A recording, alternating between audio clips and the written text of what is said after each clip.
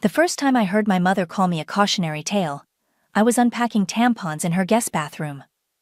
"Well, at least Tinsley made something of herself," she said to Aunt Lorelei in the hallway, her voice carrying through the thin walls like it always did when she wanted me to hear.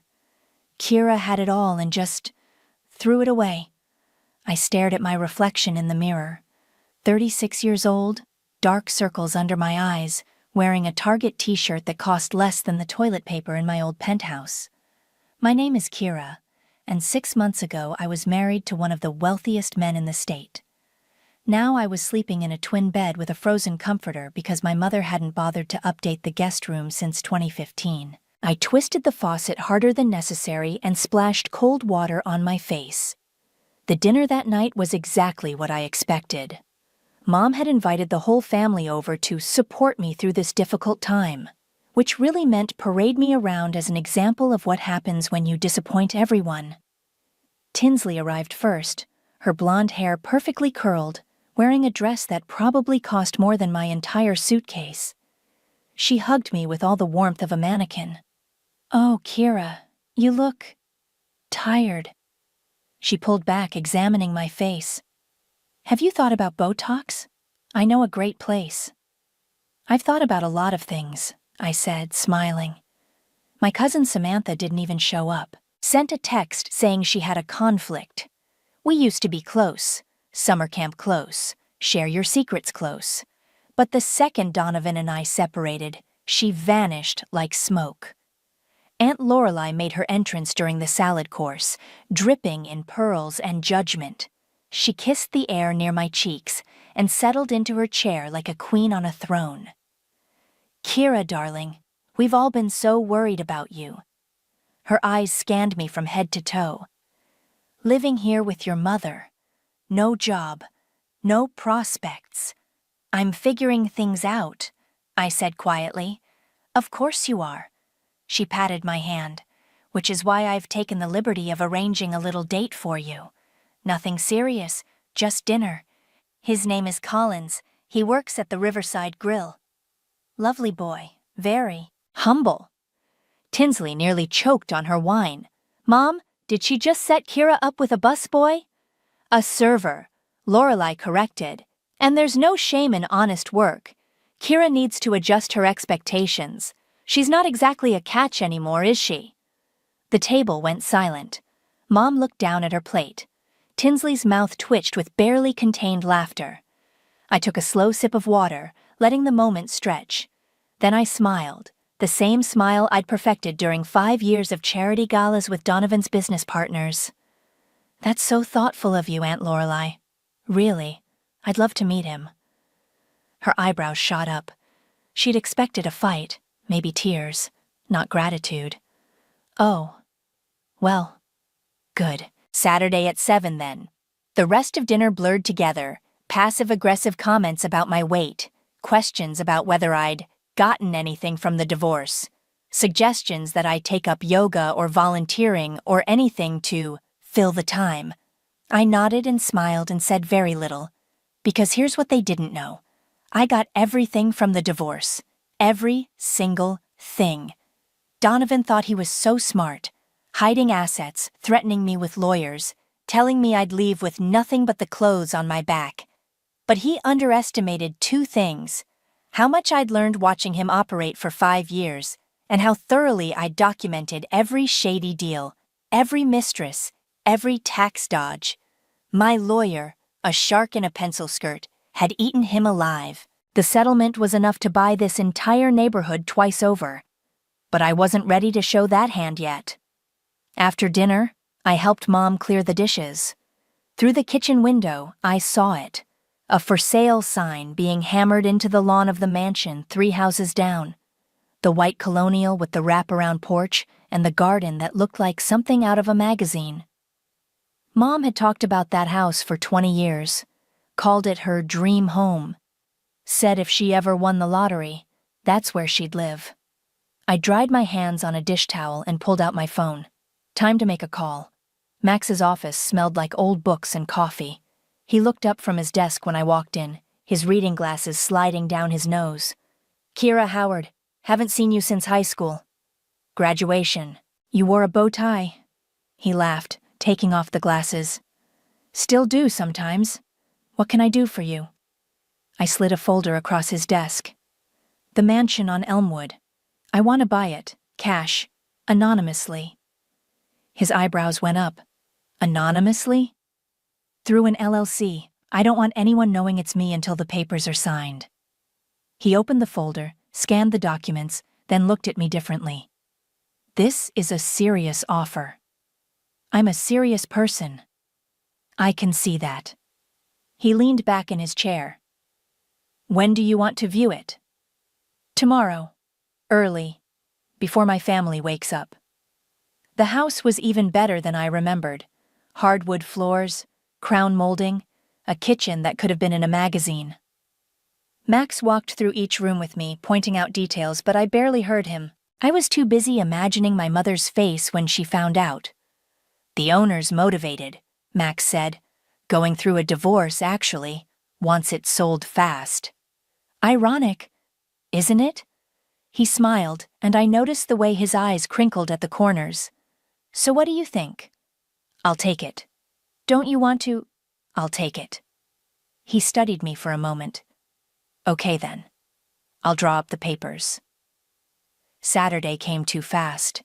Tinsley called 3 times that morning, each message more gleeful than the last. "Have fun on your date with the help. Don't forget to tip him. Mom wants pictures." I wore jeans and a simple blouse, nothing fancy. The Riverside Grill was nice enough, white tablecloths and soft lighting. Collins was already there, standing awkwardly by the host stand in khakis and a button-down. He was younger than I expected, maybe 30, with kind eyes and nervous hands. "Kira, that's me. I'm really sorry about this." He rubbed the back of his neck. "Your aunt can be persistent." I tried to say no, but she cornered me during my shift and wouldn't leave until I agreed. I laughed, actually laughed. She does that. We sat down, and the first 10 minutes were painful small talk. But then he mentioned a book I'd read, and suddenly we were talking about everything: philosophy, travel, why people stay in situations that hurt them. "I used to work in finance," he said, cutting into his steak. "Made 6 figures, had the corner office, the whole thing. Then my dad got sick, and I realized I was spending 60 hours a week making rich people richer while my family needed me. So I quit." Just like that? Just like that. Now I work here, take care of my dad, and actually sleep at night. He looked at me. "People think I'm crazy." "People think a lot of things. What do they think about you?"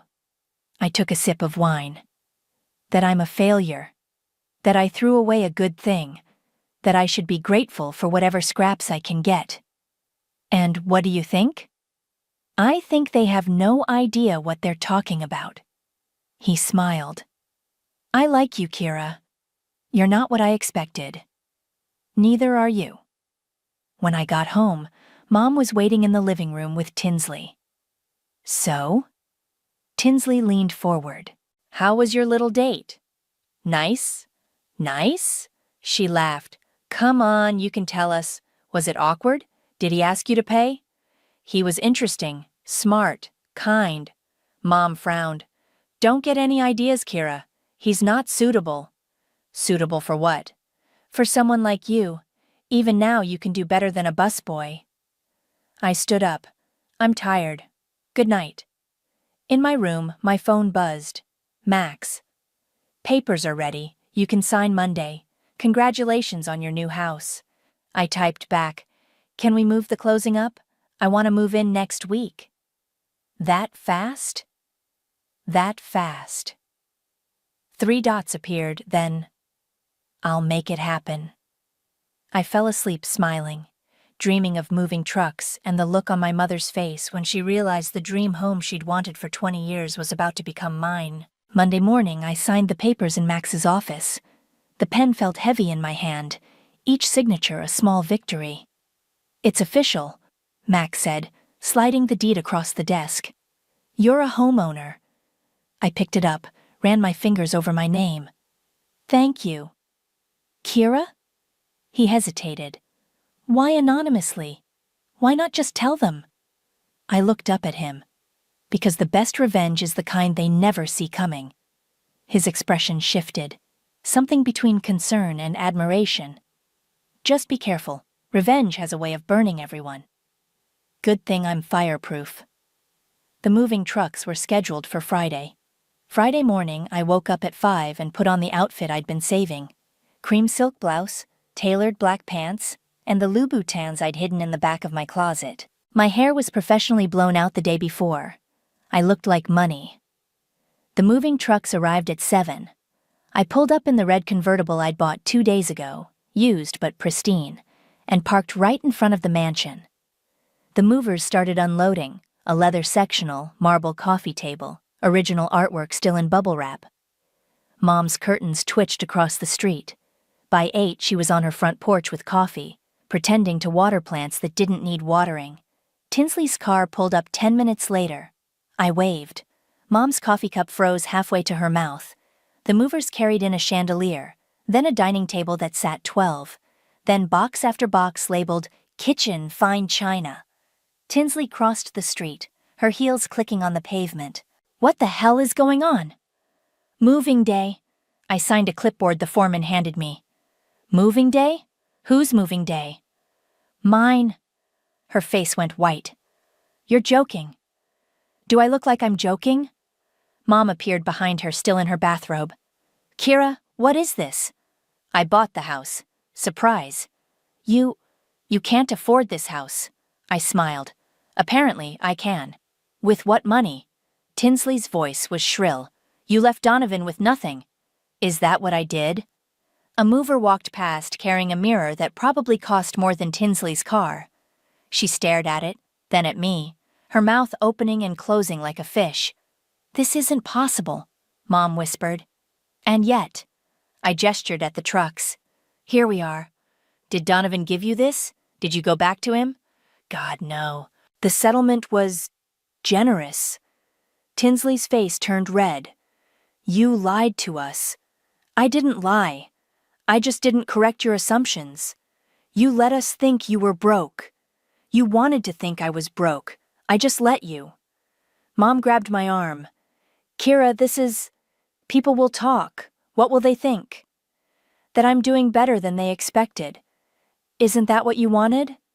She dropped my hand like it burned her. By noon, the trucks were empty and my house was full. I'd hired an interior designer to stage everything perfectly. It looked like a spread from Architectural Digest. I sent a text to the family group chat. Tea at my place. 3 p.m. Everyone's invited. Tinsley replied immediately. We're busy. I wrote back, no you're not. They came, all of them. Mom, Tinsley, Aunt Lorelei, even Tinsley's daughter Olive, who was 14 and wide-eyed. I opened the door in a cashmere sweater and smiled. Welcome. Lorelei walked in first, her eyes scanning everything. Well, this is... unexpected. Isn't it? The living room was perfect. Soft lighting, fresh flowers, a tray of expensive cookies I hadn't baked. They sat on my furniture like they were afraid to touch anything. So, Tinsley said, her voice tight. You've been playing poor this whole time. I've been being quiet. Why? Mom's hands twisted in her lap. Why would you do this? Do what? Buy a house? Humiliate us. How does me buying a house humiliate you? She couldn't answer that. Olive got up and walked to the window. This view is amazing. You can see the whole neighborhood. I know. I joined her. I can see everything from here. Can I see the rest? Her eyes were bright. Please? Of course. I gave her the full tour. The library, the master suite, the guest rooms. She touched everything gently, like it might disappear. Aunt Kira, this is like a castle. It's just a house, sweetie. No. She looked at me seriously. It's not. It's proof. Proof of what? That you can start over. That you can win. Something in my chest tightened. Yeah, I guess it is.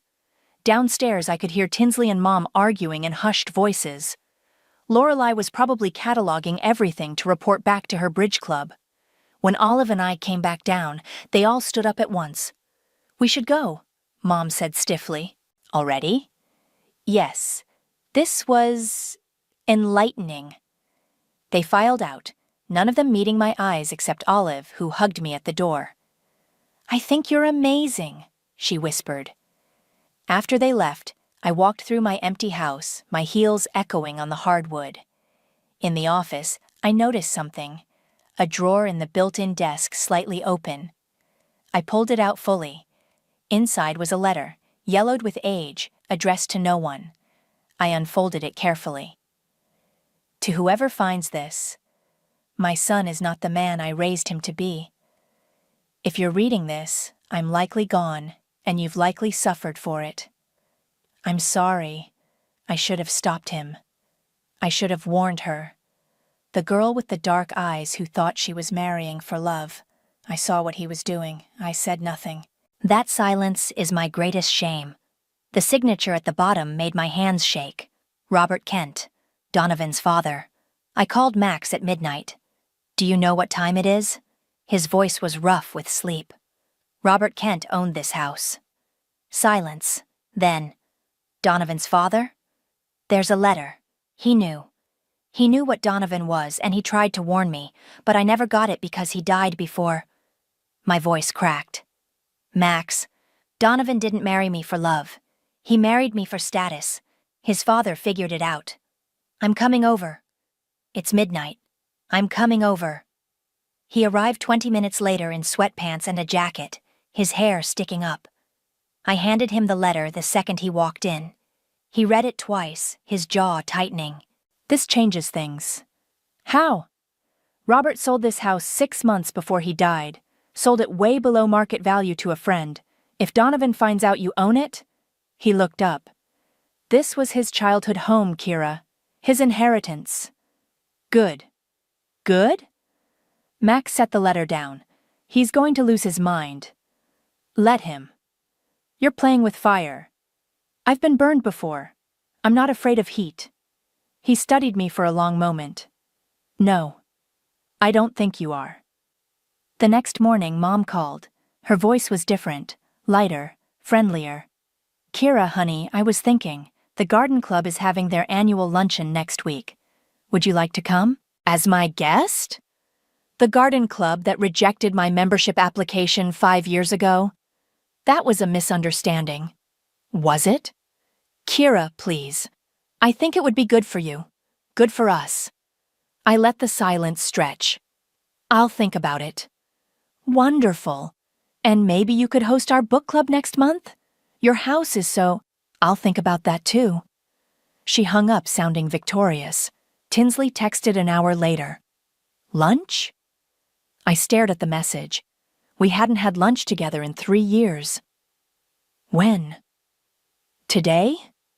That new place downtown? Fine, noon. She was already there when I arrived, wearing a dress that screamed, trying too hard. She hugged me like we were best friends. You look amazing. That glow? Is it new skincare? It's called Not Being Married to Donovan. She laughed too loud. God, I've missed your humor. We ordered salads neither of us would eat. She asked about the house, the furniture, my plans. Every question felt like a probe. So the settlement must have been incredible, she said, stabbing a tomato. It was fair. Fair? Kira, you bought a mansion in cash. Donovan had a lot to lose if things went public. Her eyes sharpened. What things? Things that would have destroyed his reputation. Like what? I smiled. Like I said, things that would have destroyed his reputation. She sat back, frustrated. You know, when you left him, I thought you were being stupid. Throwing away security for what? Pride? Maybe. But now I see you were smarter than all of us. She leaned forward. You played him. I survived him. There's a difference. My phone buzzed. A text from an unknown number. We need to talk. Samantha. I stared at it. Samantha, who'd ghosted me for 6 months. Tinsley noticed. Everything okay? Fine. I put my phone away. Just spam. That evening, Samantha showed up at my door. She looked thinner, tired, her usual polish dimmed. I know you don't want to see me. Then why are you here? Because I need to explain. She wrapped her arms around herself. I didn't ghost you. I tried to reach out, dozens of times. Texts, calls, emails. None of them went through. That's not possible. It is if someone blocked me from your phone. My stomach dropped. What? During the separation, when you were staying with your mom, someone had access to your phone. Someone made sure I couldn't reach you. Who? She looked past me, into the house. Can I come in? I stepped aside. In my living room, she sat on the edge of the couch like she might bolt. Tinsley came to me about a month into your separation. Said you were fragile, that outside contact was making things worse. She asked for my help keeping people away, said it was what you wanted. I never said that. I know that now. But then, she was your sister. I believed her. Why are you telling me this now? Because last week, I saw her with Philip at a coffee shop. They were looking at bank statements. Your bank statements, Kira. The room tilted. How would they have my... I don't know, but I took a picture. She pulled out her phone, showed me. There was Tinsley, clear as day, pointing at a laptop screen showing my settlement account. My hands started shaking. There's more, Samantha whispered. I think they've been stealing from you. I called my bank at 8 the next morning. The representative put me on hold 3 times before finally confirming what I already knew. Yes, Miss Howard, there have been several unauthorized access attempts on your account. We flagged them, but someone with your security information tried to transfer funds twice in the past month. How much? $50,000 the first time, $75,000 the second. Both were blocked by our fraud detection. My vision blurred. Can you trace where the attempts came from? I can send you the IP addresses and device information. Do it. The email arrived 10 minutes later. Max came over within the hour, his laptop under his arm. Show me. He pulled up the information, his fingers flying across the keyboard. This IP address, it's registered to a home network in this zip code. He looked up. Do you know where Tinsley lives? Maple Street. He typed more. That's the address. I stood up, grabbed my keys. Kira, wait. No. At least let me come with you. Fine. Tinsley's house was a cookie-cutter colonial with a perfect lawn and a minivan in the driveway. I didn't knock.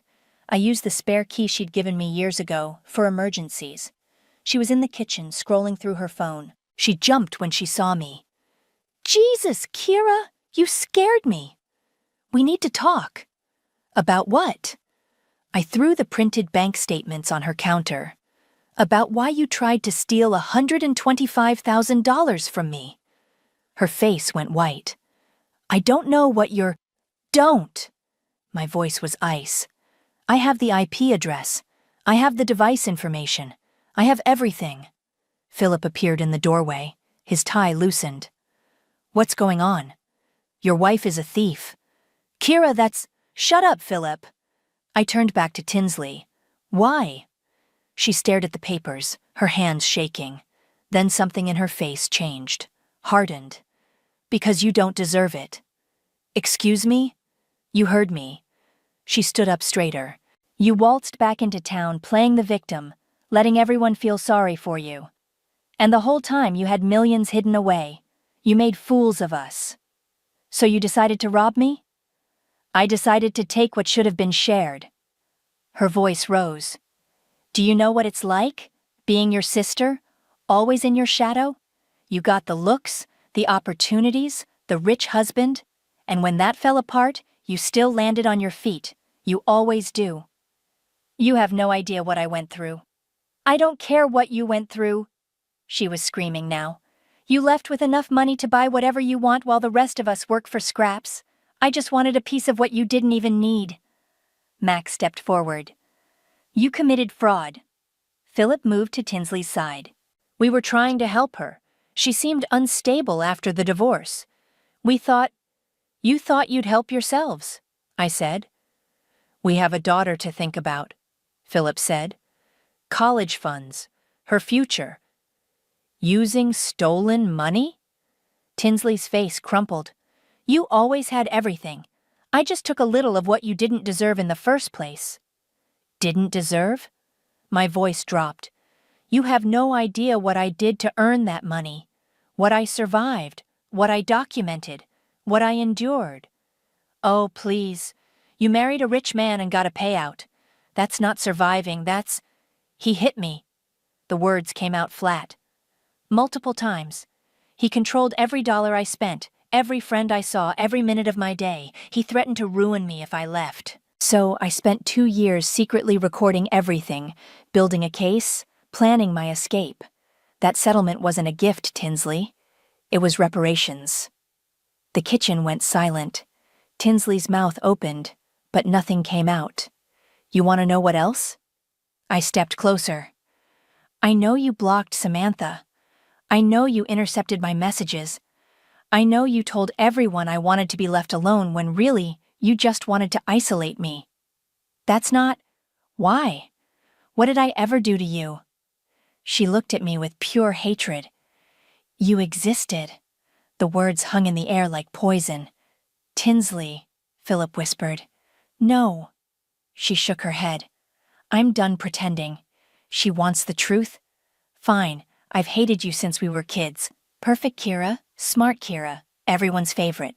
And even when you married that monster, even when your life fell apart, you still came out winning. You always win. Then you don't know me at all. I know enough. She crossed her arms. What are you going to do? Call the police? Ruin your own sister? I looked at her, really looked at her, and saw a stranger. No, I'm going to let you live with what you've done. But we're finished. You, Philip, all of it. Done. I turned to leave. Kira, wait, Philip started. One more thing, I said without turning around. Stay away from my money. Stay away from my house. Stay away from me. Outside, Max was waiting by his car. You okay? No, but I will be. My phone rang. Unknown number. I answered. Hello? Hello, Kira. Donovan's voice slithered through the speaker. I'm in town. We need to talk about what you took from me. He was standing on my porch when I got home. Same expensive suit, same practiced smile, same eyes that used to make me flinch. Nice house, Donovan said. Looks familiar. Get off my property. Our property, technically. He leaned against the railing like he owned it. My father's house, my inheritance, and you stole it. Max stepped between us. She bought it legally. Donovan's eyes flicked to him. And you are? Her lawyer. How convenient. He turned back to me. We need to talk, privately. Anything you say to her, you say in front of me, Max said. Donovan smiled. Still need a man to protect you, Kira? Some things never change. You have 30 seconds before I call the police. For what? Standing on a porch? Having a conversation? He straightened his tie. I'm here to make you an offer. Sell me the house. I'll pay double what you paid. No. Triple. No. His jaw tightened. This house belongs in my family. Your father sold it. It stopped being yours the day he signed those papers. My father was dying and not thinking clearly. That sale should never have happened. Max pulled out his phone. I have the documentation right here. The sale was legal, witnessed, and notarized. Your father was of sound mind, confirmed by 2 doctors. I'll sue. Go ahead, I said. I have better lawyers than you now. Something dark flashed across Donovan's face. You think you've won. You think because you got some money and bought a house that you're free of me. But you're not. You'll never be free of me. Is that a threat?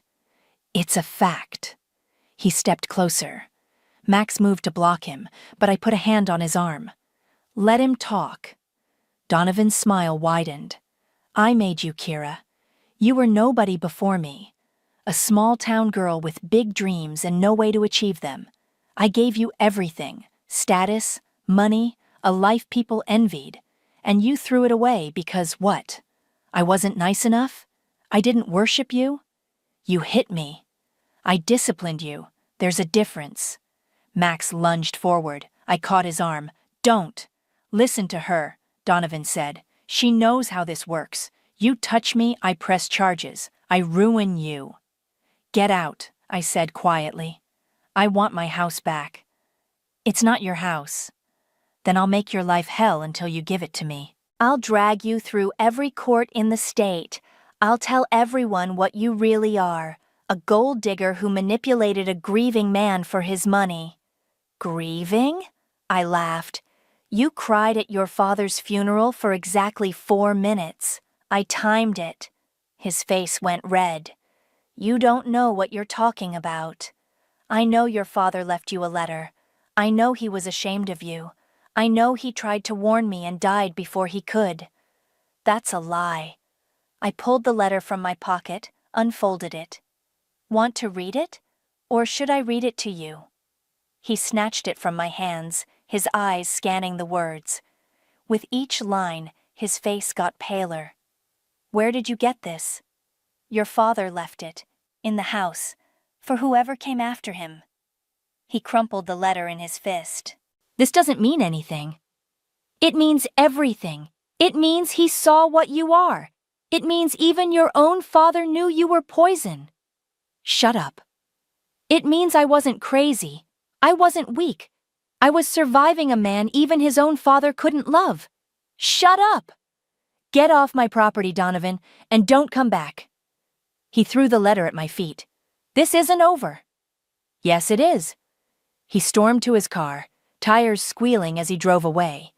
Max picked up the letter, smoothing it carefully. You okay? I'm better than okay. I took the letter back. I'm done being afraid of him. He's going to come after you. Let him try. That night, I made a decision.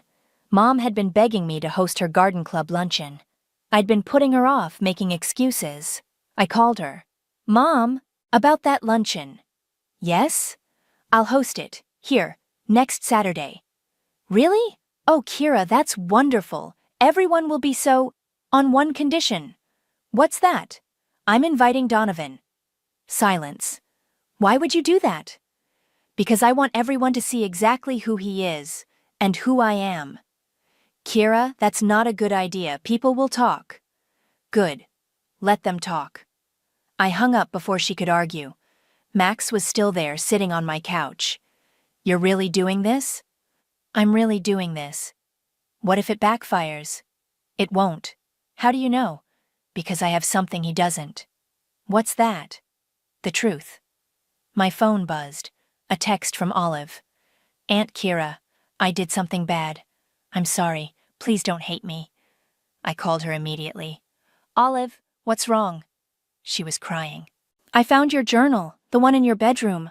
I thought if people knew your story, they'd understand. So I posted it. On Instagram. I'm so sorry. My blood went cold. What did you post? Everything. About Uncle Donovan, about the abuse, about how you escaped. I thought I was helping, but now everyone's calling and Mom is screaming and... Olive, breathe. It's okay. It's not okay. I ruined everything. No, sweetie. You didn't ruin anything. I looked at Max, who was already pulling up Instagram on his phone. You just changed the timeline. The post had 12,000 shares by morning. My phone wouldn't stop ringing. Messages flooded in, some supportive, some vicious, all of them demanding answers. Mom called 6 times before I finally picked up. Take it down. I can't. Olive posted it. Then make her take it down. Do you have any idea what this is doing to our family? Our family? Or your reputation? Kira, please. People are asking questions. About Donovan. About the divorce. About why we didn't... Her voice cracked. They're asking why we didn't protect you. Why didn't you? Silence. That's what I thought. I hung up. Max handed me coffee. Donovan's lawyers called. They're threatening to sue for defamation. Let them. Every word is true. They're also demanding you cancel Saturday's luncheon. Absolutely not. I took a sip. In fact, I'm expanding the guest list. By Wednesday, the whole town knew. The grocery store went quiet when I walked in. Women whispered behind their hands. One older lady touched my arm and said, "I'm sorry, dear. We should have known." Samantha showed up at my door that afternoon with wine and takeout. "I figured you could use a friend. I could use an army." She smiled. "Then let's build one." We spent the evening going through my journal. The real one, not the excerpts Olive had posted. Every incident documented, every bruise photographed, every threat recorded. "This is evidence," Samantha said. "This is airtight." I know. "So why didn't you use it before? Why settle quietly?" "Because I wanted out more than I wanted revenge. But now?" I looked at the stack of papers. Now he came back. Now he threatened me. Now it's different. Thursday, Tinsley showed up. She looked like she hadn't slept. "Can we talk?" "No." "Kira, please. I know I messed up. I know I hurt you. But Olive is devastated. She thinks she ruined your life." "She didn't." "Then tell her that. She won't eat. She won't sleep. She just keeps crying and saying she's sorry." I grabbed my keys. "Where is she?" Olive was in her room, curled up on her bed. When she saw me, she burst into tears. "I'm so sorry. I'm so sorry." I sat down next to her, pulled her into a hug. "Hey, look at me." She lifted her tear-stained face. "You didn't do anything wrong. I posted your private journal. You told the truth. That's never wrong. But everyone's talking. They're saying horrible things about you, about Uncle Donovan, about our family. Let them talk. The truth needed to come out eventually. You just sped up the process. You're not mad?" "I'm not mad." She hugged me tighter. "I love you, Aunt Kira." "I love you too, kid." Saturday arrived like a storm. The caterers came at 9, the florist at 10. By noon, my house looked like something from a magazine. White linens, fresh flowers, champagne on ice. The garden club ladies arrived first, their eyes darting around like they were cataloging everything. Mom came with them, her smile tight and fake. "Kira, darling, everything looks lovely." "Thanks." Aunt Lorelai swept in wearing enough jewelry to fund a small country. "Well, this is quite the setup. I suppose we should thank you for your hospitality." "You're welcome." Collins arrived next. I'd invited him personally. He looked uncomfortable in a button-down, but he smiled when he saw me. "Wasn't sure if you were serious about the invitation." "Dead serious. Stay close. This is going to get interesting." At 1 o'clock, Donovan's car pulled up. The room went silent. He walked in like he owned the place, his lawyer trailing behind him. Every eye turned to watch. "Kira," he smiled. "Thank you for the invitation." "Wouldn't miss it." I waited until everyone had a drink, until they were all settled and comfortable and trapped. Then I stood up. "I want to thank you all for coming today. I know there's been a lot of talk this week, a lot of speculation, so I thought it was time to clear the air." Mom's face went white. "Kira, don't." Donovan hit me. My voice carried across the room. Multiple times. He controlled my money, my friends, my life. He threatened to destroy me if I left, and when I finally did, he tried to take everything I'd earned. Gasps rippled through the crowd. Donovan stood up. "This is slander. It's documented." I pulled out a folder. Photos, medical records, police reports I filed and then withdrew because he threatened me. Voice recordings, text messages, 5 years of evidence. His lawyer whispered something in his ear. "And you." I turned to Tinsley. "You tried to steal from me. You isolated me. You turned my family against me because you were jealous." Tinsley's face crumpled. "And Mom." I looked at her. You knew. Maybe not everything, but enough. And you chose your reputation over your daughter. That's not fair, she whispered. Fair? I laughed. Nothing about this is fair. But it's true, and I'm done pretending it's not. Donovan moved toward the door. We're leaving. No. Max stepped in front of him. You're not. You can't keep me here. Actually, I can. The police are outside. They have some questions about the assault charges Kira's filing, today. Donovan's face went purple. You can't prove anything. I can prove everything. I held up the folder. Every single thing. The room erupted. Women talking over each other. Mom crying. Lorelai demanding explanations. Collins appeared at my side. You okay? I'm perfect. Max touched my arm. Kira, you're glowing. But revenge is a fire. If you're done burning them, don't let it keep burning you. I looked around the room, at the chaos, the tears, the truth finally spilling out. I'm not burning anyone, I said quietly. I'm just letting them see what they refused to look at before. The police took Donovan outside. His lawyer followed, already on the phone. Through the window, I watched him gesturing wildly, his perfect composure finally cracking. The garden club ladies scattered like birds, making excuses about appointments and errands. Lorelai left without a word, her pearls clicking as she hurried out. Mom stood in the middle of my living room, mascara running down her face. How could you do this? In front of everyone? How could I? I set down my glass. How could you let it happen? I didn't know. You knew enough. You saw the bruises I covered with makeup. You heard the way he talked to me. You chose not to see because it was easier. That's not true. Then why didn't you ask? Why didn't you push when I said I was fine? Why did you care more about what the neighbors thought than what your daughter was living through? She opened her mouth, closed it. I thought you'd tell me if it was really bad.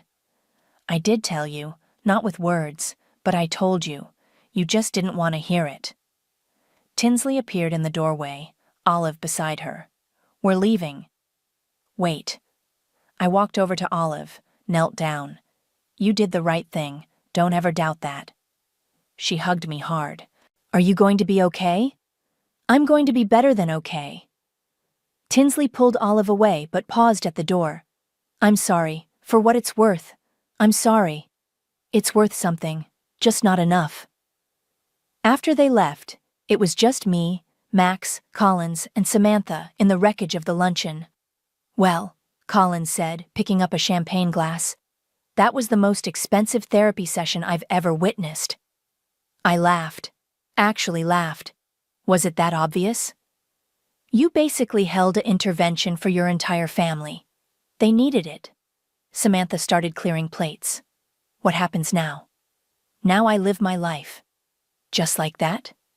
Just like that. Max's phone buzzed. He checked it, smiled. Donovan's lawyer just dropped him. Apparently the evidence is too damning. They don't want to be associated with the case. Good. Kira. He put his phone away. What you did today took guts.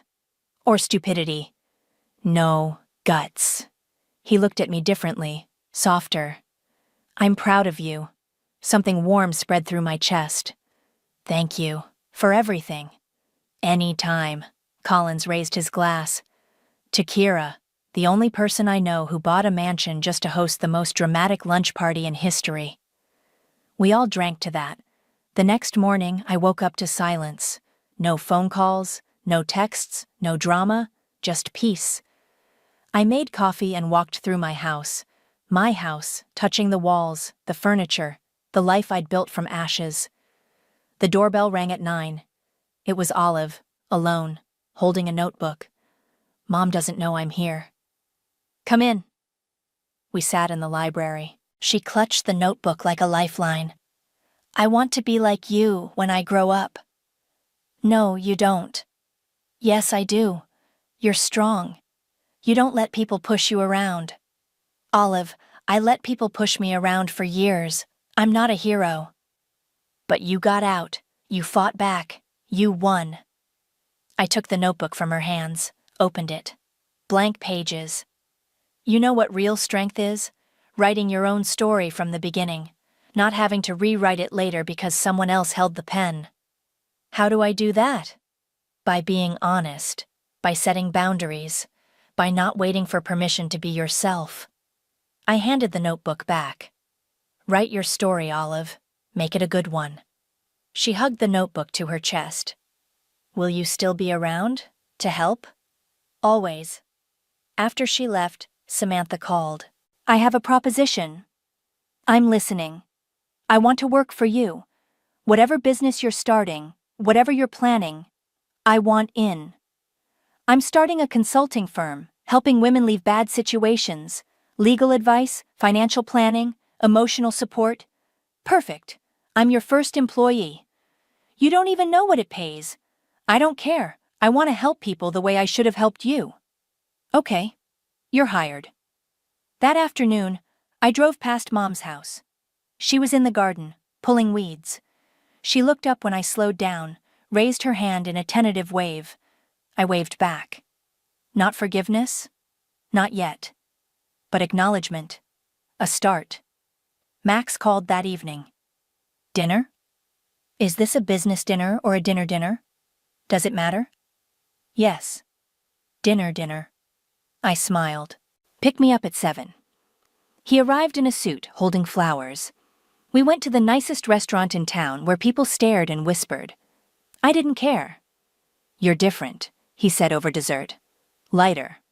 I'm free. Are you? Really? I'm getting there. I met his eyes. Revenge was never the goal, you know. The house, the luncheon, all of it. It wasn't about hurting them. What was it about? Showing them who I really am, making them see what they refused to see, and proving to myself that I could survive being seen. He reached across the table, took my hand. You're remarkable. I'm just done being quiet. We drove back to my house. He walked me to the door, hesitated. Can I see you again? You're my lawyer. You see me all the time. You know what I mean. I did. Yes, you can see me again. He kissed my cheek, soft and careful. Good night, Kira. Good night. Inside, I walked through my mansion, every room a testament to survival, every corner a victory. I ended up in the office, Robert's letter framed on the wall now. My phone buzzed. A text from a number I didn't recognize. I saw your story online. I'm in a similar situation. Can you help? I stared at the message. Then another came. And another. Women reaching out. Women asking for help. Women who'd been silent too long. I opened my laptop and started typing. Yes, I can help. Here's what you need to do first.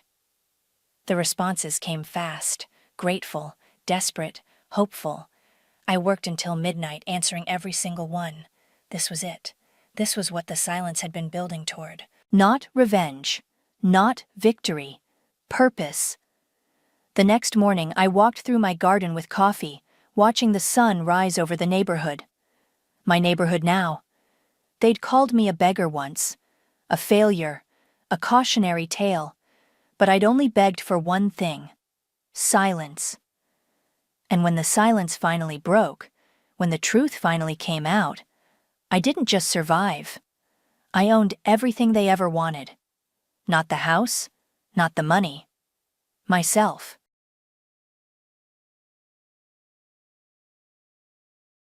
My daughter returned home in tears after being invited to a Christmas gathering at her grandparents' place. She was visibly upset and handed me a wrapped gift in silence. "Mom, look at this. Why do I have to endure this?" she said. I was at a loss for words. Upon opening the package, I realized it was inappropriate for a child. Alarmed, I immediately reported the incident to the police, leading to the exposure and subsequent upheaval caused by the gift giver's actions. This incident stirred significant family drama, and the person responsible faced severe consequences. At 45, and with a younger husband working in the same company, I embarked on a new career path at my 34 after a derogatory comment from a previous employer. My current workplace prizes ability over age or gender, and my husband, then my supervisor, showed me great support. We quickly married and now have a fourth-grade daughter, a gentle soul who loves to read and shows kindness to all. My relationship with my husband's sister, however, is strained. Despite my good relations with my in-laws, she disapproves of me for being older than my husband and mocks our quick marriage. Her derogatory comments about my age and the physical changes from pregnancy were hurtful, yet I tried to remain unaffected for my peace of mind. Her attitude changed only when she had a quick wedding and moved away, reducing our interactions and sparing me from her taunts. This shift allowed me to focus on welcoming our daughter into the world, despite the challenges of childbirth. The birth of our daughter, although difficult, marked a joyful milestone in our lives, free from the negativity that once clouded our happiness. Gaining strength from my husband's unwavering support and encouraging words was pivotal during the birth of our daughter. When she first cried in the delivery room, his gratitude and recognition of my effort moved us both to tears of joy. However, 5 months after our daughter's arrival, my sister-in-law gave birth to a boy and resumed her visits to our home, each trip taking an hour. Her purpose seemed to be to draw unfavorable comparisons between our children and to make disparaging remarks about my age, affecting my daughter negatively, according to her, visible in the supposed wrinkles on my daughter's face compared to the smooth skin of her child. Amidst adjusting to the demands of new parenthood, I found myself astounded by her audacity. She would arrive, empty-handed, not bringing any baby essentials, and leave with diapers and formula, claiming she wanted to avoid running out. This behavior puzzled me greatly. It was as if her primary motive for visiting was to belittle me and then take supplies as though it were her right. Eventually, her visits ceased, thanks to her husband's job requiring them to move to a different state. This brought a brief period of tranquility until our daughter began elementary school and discovered her cousin was also enrolled. Despite our strain of familial relationship, our daughter and her cousin developed a warm friendship. She, being older, kind, and sincere, looked after him. He became quite popular among his peers. By the 3rd grade, they were in the same class, and my daughter received recognition for a summer project reading Reflection, which was even published in the local newspaper. This achievement became a topic of conversation among family and relatives, especially during a visit to my in-laws. On this occasion, many relatives gathered, possibly because of my daughter's accolade. However, my sister-in-law seemed unsettled by our family receiving attention. She complained it was unfair, claiming the celebrated book was meant for her son, despite the truth that the children had exchanged books by mutual agreement. After reading both options, they decided together on which book report to write, showing a collaborative spirit that my nephew appreciated. This incident highlighted the children's ability to share and support each other, contrasting sharply with the adults' conflicts and misunderstandings. My nephew had a preference for the book my daughter read first, and graciously, she allowed him to choose it. When I shared this story, my sister-in-law wrongfully accused me of composing the award-winning Reflection for my daughter, perhaps recalling that I enjoyed writing novels during my college days, a fact she likely learned from my husband. Unbeknownst to me, she was also maliciously spreading rumors at the school, insinuating that I had used personal connections with the competition judges to unfairly advantage my daughter's submission. The spread of these baseless accusations deeply saddened my daughter, to the extent that she lost interest in her once-beloved pastime of reading. The spread of these baseless accusations deeply saddened my daughter, to the extent that she lost interest in her once-beloved pastime of reading. This was the final straw for me. I couldn't bear to see her so disheartened, not only because of the false allegations directed at me, but also seeing she became a victim of cruel gossip. Before taking any action, I confided in my husband, detailing for the first time the extent of his sister's unkindness towards me since our marriage. This included her taking clothes intended for our daughter, rationalizing those infants couldn't discern gender-specific attire, and making derogatory remarks about my appearance during pregnancy, comparing me to a sumo wrestler. Outraged by his sister's behavior, my husband agreed it was time to involve his parents, insisting on personally conveying the situation. Together with his parents, he confronted my sister-in-law at her home. Her initial delight at seeing her family unexpectedly visit quickly dissolved into shock as she faced a stern reprimand from my husband. Her reaction to being called out was to direct her anger towards me, accusing me of betraying her to her favorite brother, thereby casting herself as the victim in an attempt to deflect responsibility.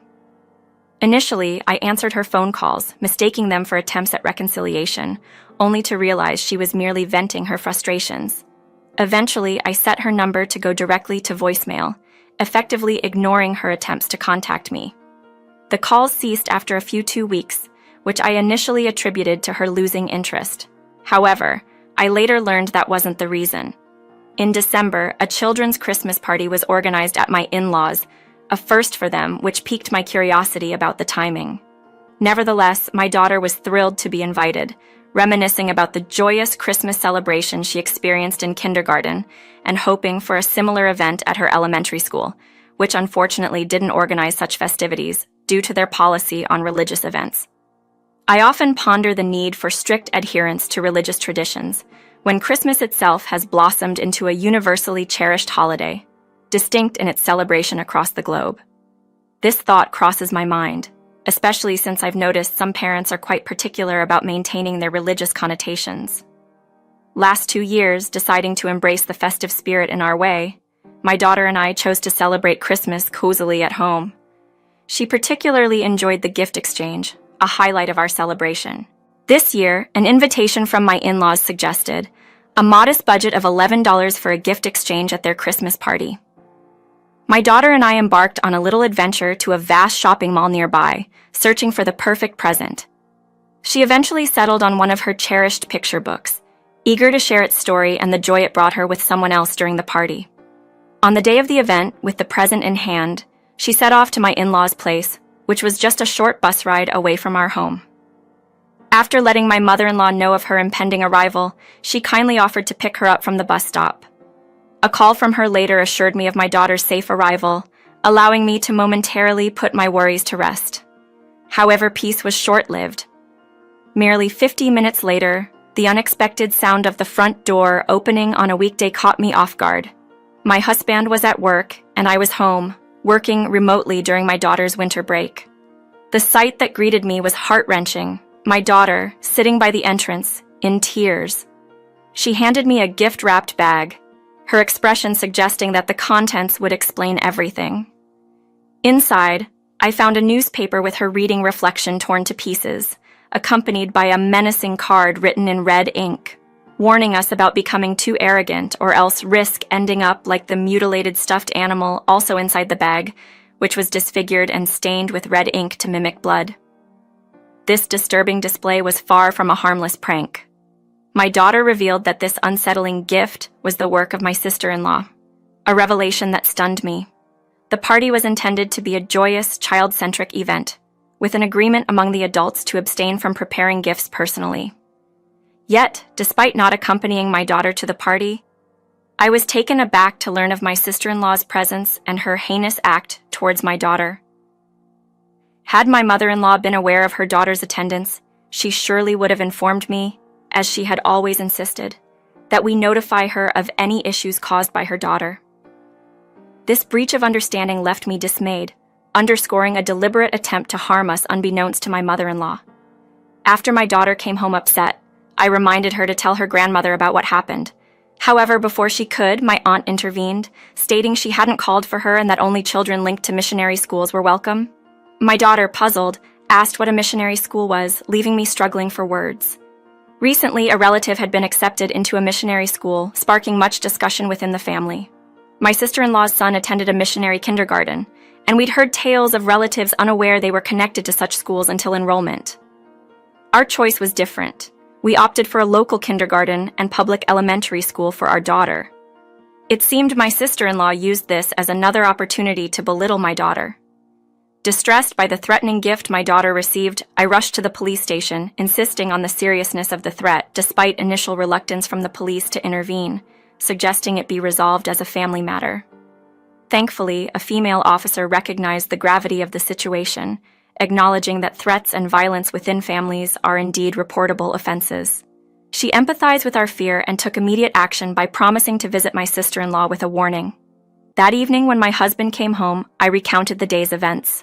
Outraged, he condemned his sister's spiteful actions and contacted his parents, who were hosting the Christmas party yet claimed ignorance of the incident. They speculated my sister-in-law might have sneaked in through an unlocked back door. While my mother-in-law was preoccupied with other responsibilities, the party was left in the hands of the younger family members. Following the police officer's stern warning to my sister-in-law about the consequences of her actions, my in-laws, disturbed by the possibility of criminal behavior, arranged a family meeting to discuss the matter. At the meeting held at my in-laws' house, my sister-in-law and her husband arrived late, with her visibly displeased and unrepentant about the police involvement, while her husband appeared uninformed about the meeting's purpose. This situation underscored the seriousness of the issue, prompting a collective family discussion on how to move forward and address the underlying tensions. When my sister-in-law's husband was finally made aware of his wife's actions towards our family, his shock was palpable. He had been completely oblivious to the extent of the situation until then. Offering his apologies to us, he seemed genuinely remorseful, a stark contrast to my sister-in-law, who remained defiant and unapologetic. Her rationale, that the lack of arrest by the police equated to innocence, left everyone speechless, showcasing a level of denial that was hard for us to comprehend. In a surprising turn of events, he announced his decision to divorce her. This revelation stunned us all, as there were no outward signs of trouble in their marriage. Explaining his decision, he shared a history of enduring her behavior, which had escalated from neglecting household duties and childcare to causing a fear due to carelessness. Her obsession with appearances led to multiple unnecessary moves, each driven by her vanity and the desire to maintain a certain social status rather than actual job requirements.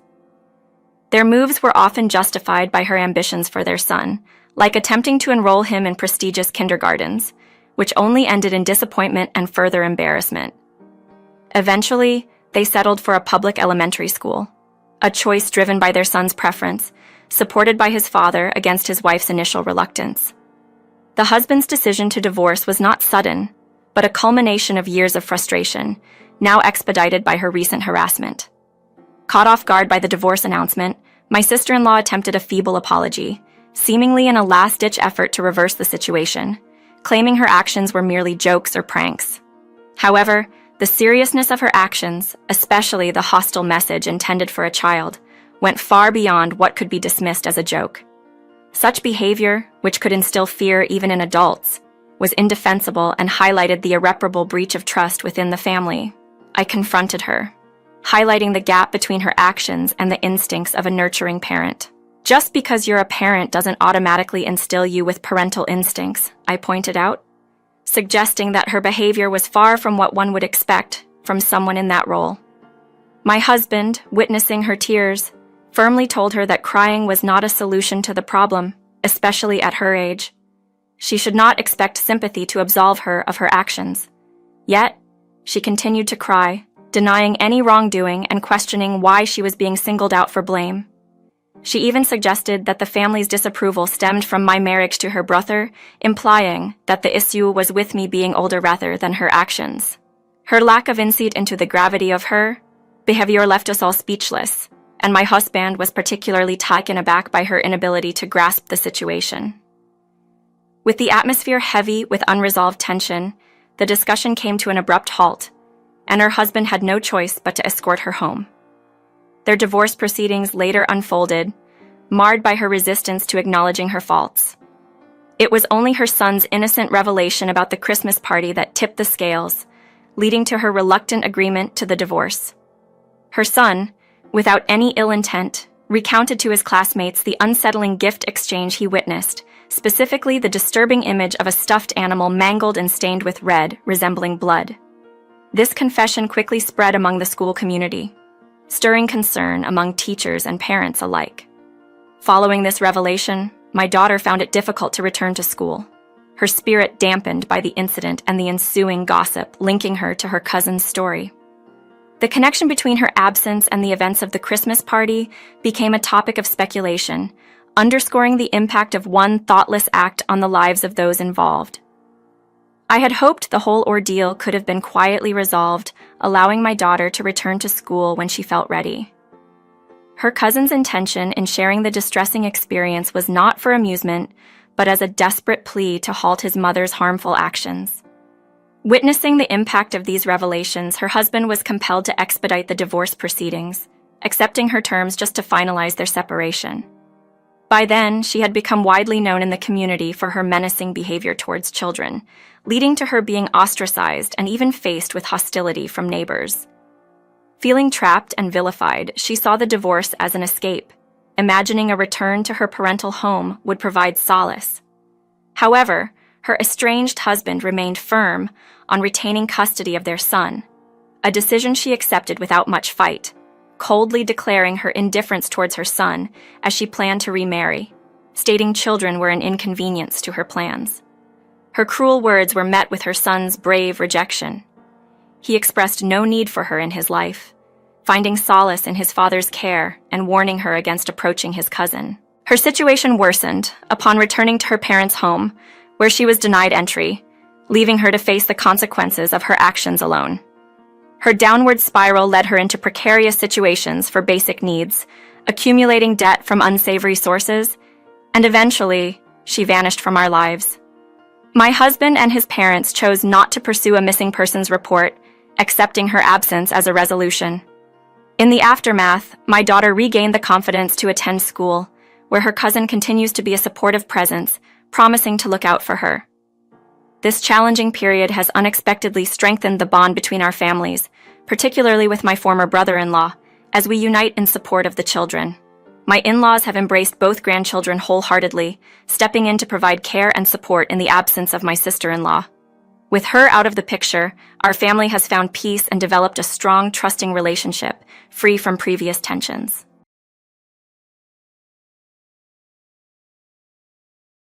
The velvet box felt wrong in my hands the moment I picked it up. Too light, too hollow. My engagement ring, the stunning 3-carat diamond Bruno had proposed with just months ago, was gone. I stood frozen in my bedroom, staring at the empty indent where it should have been nestled safely while I showered. My name is Esther, and I never thought my own sister would betray me like this. "Mom," I called out, my voice cracking as I rushed down the stairs. "Mom, have you seen my ring? Did you move it?" My mother looked up from her coffee, perfectly manicured nails wrapped around her favorite mug. "What do you mean, honey? Isn't it in your room?" "The box is empty." I thrust it toward her, hands shaking. "I always put it there when I shower, always." "Maybe you misplaced it." She barely glanced at the box.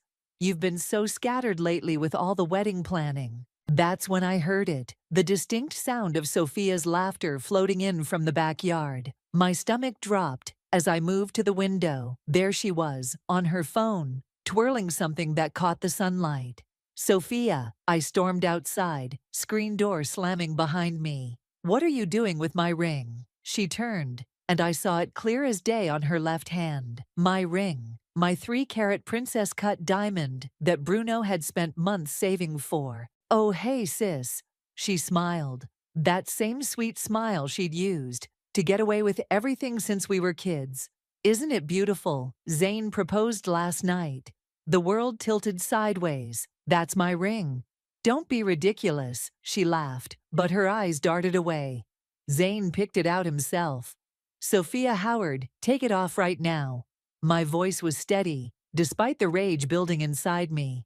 "That is my engagement ring, and you know it." "What's all this shouting about?" Our father appeared at the door, Mom right behind him. "Sophia stole my engagement ring," I said, turning to them. "She's trying to pass it off as her own." "Daddy, tell her to stop." Sophia's lower lip trembled. "Why would I steal her ring? Zane proposed to me. He bought this." "Now, Esther," Mom stepped forward, placing a hand on my arm. "Your sister just got engaged. This should be a happy moment." I jerked away from her touch. "Are you serious right now? That is my ring." "It looks different than yours," Dad said, squinting at Sophia's hand. "The setting's not quite the same, is it?" "Because she had it altered." I was shouting now, my voice echoing across the yard. "Call Bruno. Call the jeweler. That is my ring."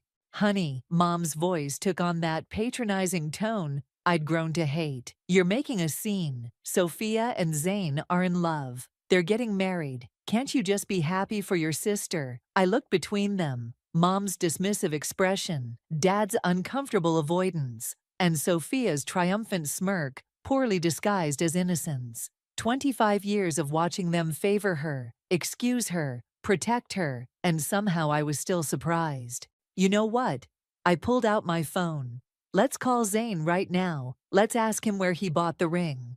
Sophia's face went white. He's busy at work. Perfect. I'll leave a message. I hit the call button, watching her squirm. Stop it. She lunged for my phone, but I stepped back. Fine. I borrowed it, okay? But Zane was going to propose, and we couldn't afford anything nice, and you have everything. The perfect job, the perfect fiancé, the perfect life. Sophia, Mom hissed, but the truth was out. I looked at my parents, waiting for their reaction, waiting for them to finally hold their precious baby accountable. Instead, Mom wrapped an arm around Sophia's shoulders. We'll sort this out as a family, she said firmly. There's no need to involve Zane or make this public. Sophia made a mistake, but her intentions were pure. Love makes people do crazy things. Pure intentions. I laughed, the sound harsh and foreign. She stole my engagement ring. We'll replace it, Dad offered quickly. A newer one, even better. That's not the point. I was trembling now, tears threatening to fall. She stole from me, lied about it, and you're defending her, again. Esther, please, Mom sighed. Don't be dramatic. We can fix this. I looked at my sister, still wearing my ring, still protected in our mother's embrace. Something inside me hardened. A lifetime of being the reasonable one, crystallizing into resolve. You're right, Mom, I said quietly. We can fix this, and I will.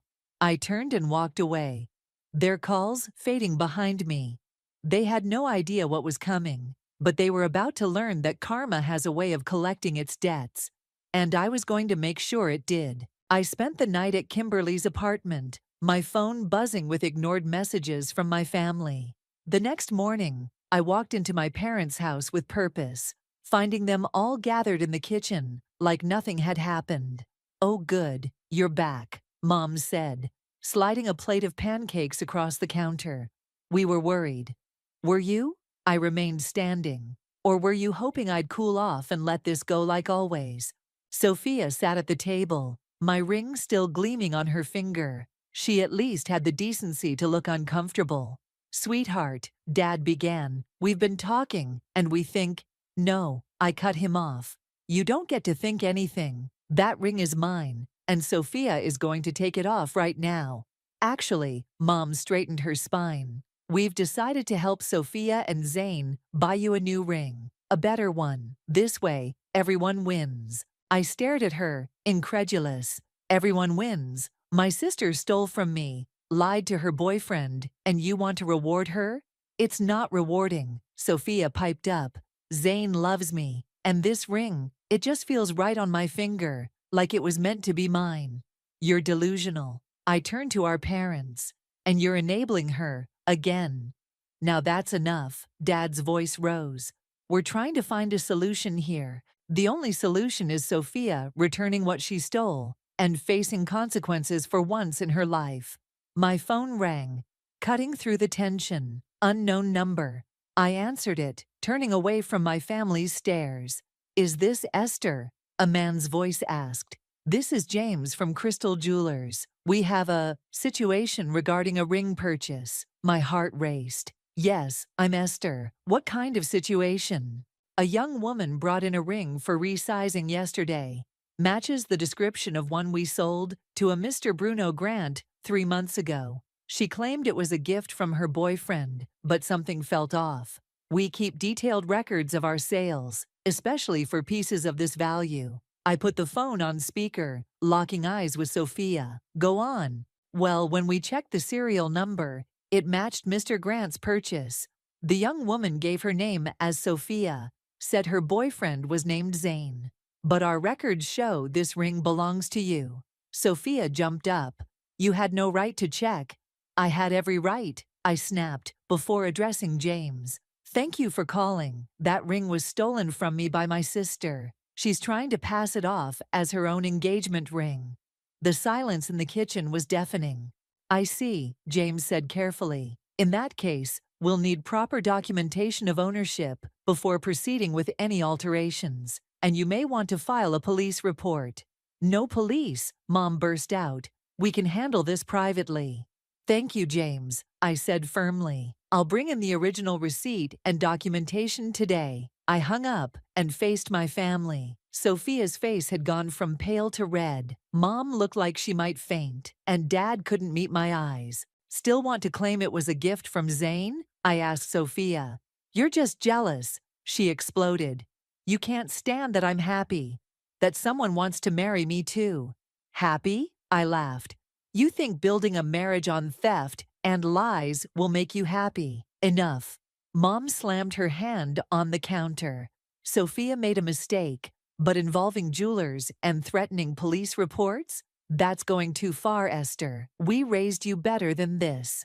No, Mom. You raised me to be the responsible one, the understanding one, while Sophia got away with everything. Well, not this time. Please, Sophia's voice cracked. Zane will leave me if he finds out. You know how he is about honesty. I'll do anything. I'll pay you back. You should have thought about that before stealing my ring and lying to everyone. I grabbed my purse. I'm going to the jeweler, then I'm calling Zane. You can't. Sophia lunged forward, grabbing my arm. Mom, Dad, stop her. Dad finally spoke, his voice tired. Let her go, Sophia. This has gone too far. But she'll ruin everything, Sophia wailed. I pulled free from her grip. No, you ruined everything. I'm just making sure the truth comes out. As I walked out, Mom called after me. If you do this, you'll tear this family apart. I paused at the door, looking back at them one last time. No, Mom, you and Sophia did that the moment you decided theft and lies were acceptable, as long as your favorite daughter got what she wanted. The door closed behind me with a satisfying click. My phone buzzed, a text from the jeweler, confirming they had located my purchase records. Perfect. It was time to show my sister that karma doesn't care about being the family favorite. I can't believe they're actually defending her, Kimberly said, sliding a glass of wine across her kitchen counter to me. I mean, I can, because it's your family, but still. I took a long sip, the receipt from Crystal Jewelers spread out in front of me. You should have seen Sophia's face when the jeweler called. Like a kid caught with her hand in the cookie jar, except the cookie is a 3-carat diamond worth 20 grand. So what's the plan? Kimberly leaned forward, her eyes sparkling with that look she gets when she's ready for action.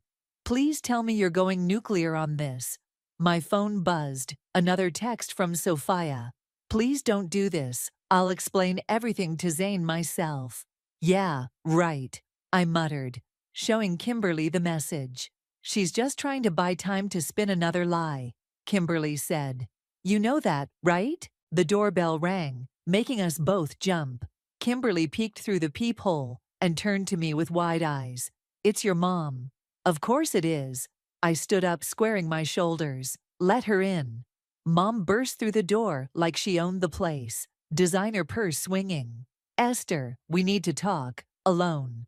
Anything you have to say, you can say in front of Kim. Mom's lips tightened. Fine. Sophia is devastated. She's been throwing up all morning, crying about how you're trying to ruin her life. That's rich, I laughed. She steals my engagement ring, lies to everyone, and somehow I'm the bad guy. She made a mistake. Mom threw up her hands. We're offering to make it right. Your father already called the jewelry store. We can get you an upgraded ring, bigger than the original. It's not about the ring anymore, Mom. It's about Sophia facing consequences for once in her life, by destroying her relationship, by bringing shame to this family. Kimberly snorted. The only shame is how you're enabling a thief. Mom's head snapped toward her. This is a family matter. No, I said firmly. This stopped being just a family matter when Sophia dragged Zane into her lies. He deserves to know what kind of person he's planning to marry. She loves him, Mom pleaded. She was desperate. You know how much she's struggled while you've had everything handed to you. Handed to me? I slammed my wine glass down. I worked my ass off for everything I have. I put myself through grad school. I built my career. I found a good man who loves me. None of that was handed to me. Your sister? My sister is a thief who's about to learn that actions have consequences. I pulled out my phone. In fact, let's call Zane right now. Don't you dare. Mom lunged for my phone, but Kimberly stepped between us. Mrs. Howard, Kimberly's voice was ice cold. I suggest you step back. My phone was already ringing. 1 ring. 2 rings. 3. Hello? Zane's voice came through, clear and confused. Zane, it's Esther. We need to talk about Sophia's engagement ring. Esther, please. Mom's voice cracked with desperation. What about it? Zane asked. Is something wrong? I need you to meet me at Crystal Jewelers in an hour. There's something you need to see. A pause. Okay, should Sophia come too? No, I said firmly, watching Mom's face crumple. Just you. After hanging up, Mom stared at me like I was a stranger. I never thought you could be so cruel.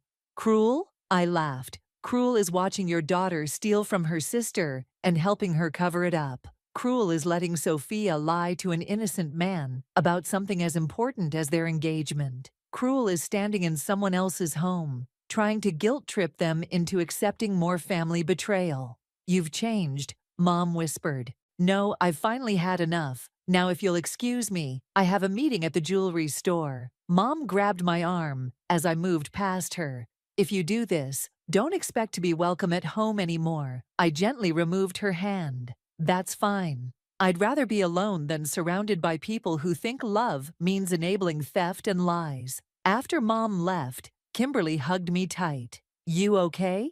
Actually, yeah. I picked up the receipt, my proof of ownership.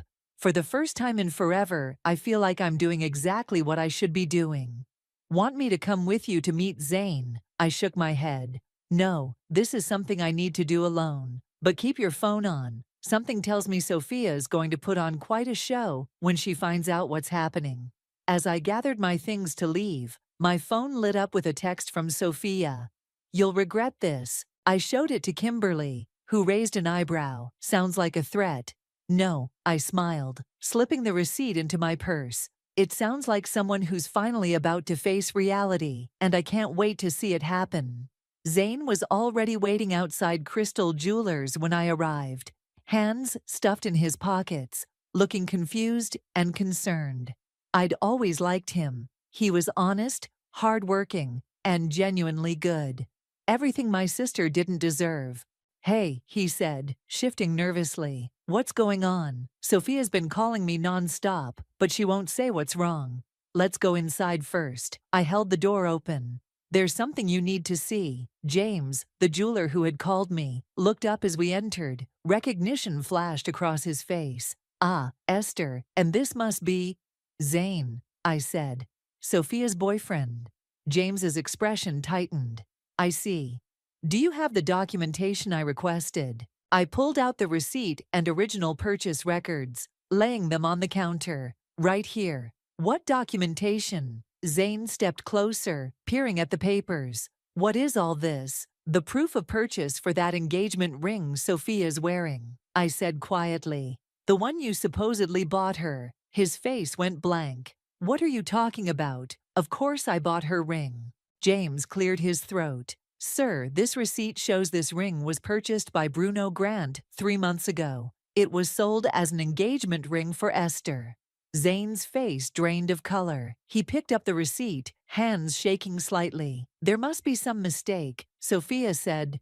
Sophia lied, I said gently. She stole my engagement ring while I was in the shower, then tried to pass it off as a gift from you. No, he shook his head. No, she wouldn't. The bell above the door chimed.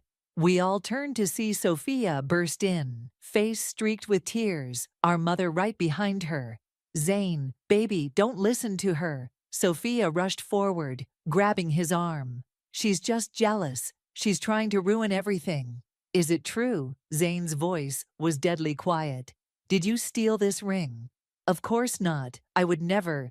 The serial number matches, James interrupted, pointing to the documentation. And we have the original security footage of Mr. Grant's purchase, if you'd like to see it. Sophia's grip on Zane's arm tightened. Baby, please, I can explain everything.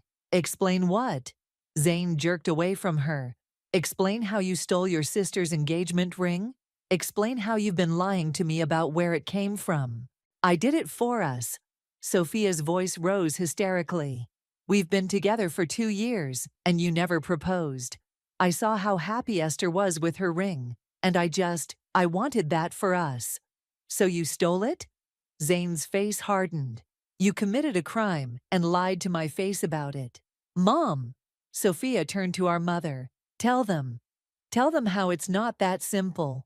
Mom stepped forward, but Zane held up his hand. With all due respect, Mrs. Howard, I don't want to hear it. I've watched you excuse Sophia's behavior for 2 years, and now I understand why she thinks this is okay. Zane, please, Sophia sobbed. I love you. Love doesn't steal, he said, his voice breaking. Love doesn't lie. He turned to me. I'm so sorry, Esther. I had no idea. It's not your fault, I said softly. Take it off, he told Sophia. Now. No. She clutched her hand to her chest. You can't make me. Actually, James spoke up. If you don't remove that ring voluntarily, we'll have to involve the police. Theft over $5,000 is a serious crime.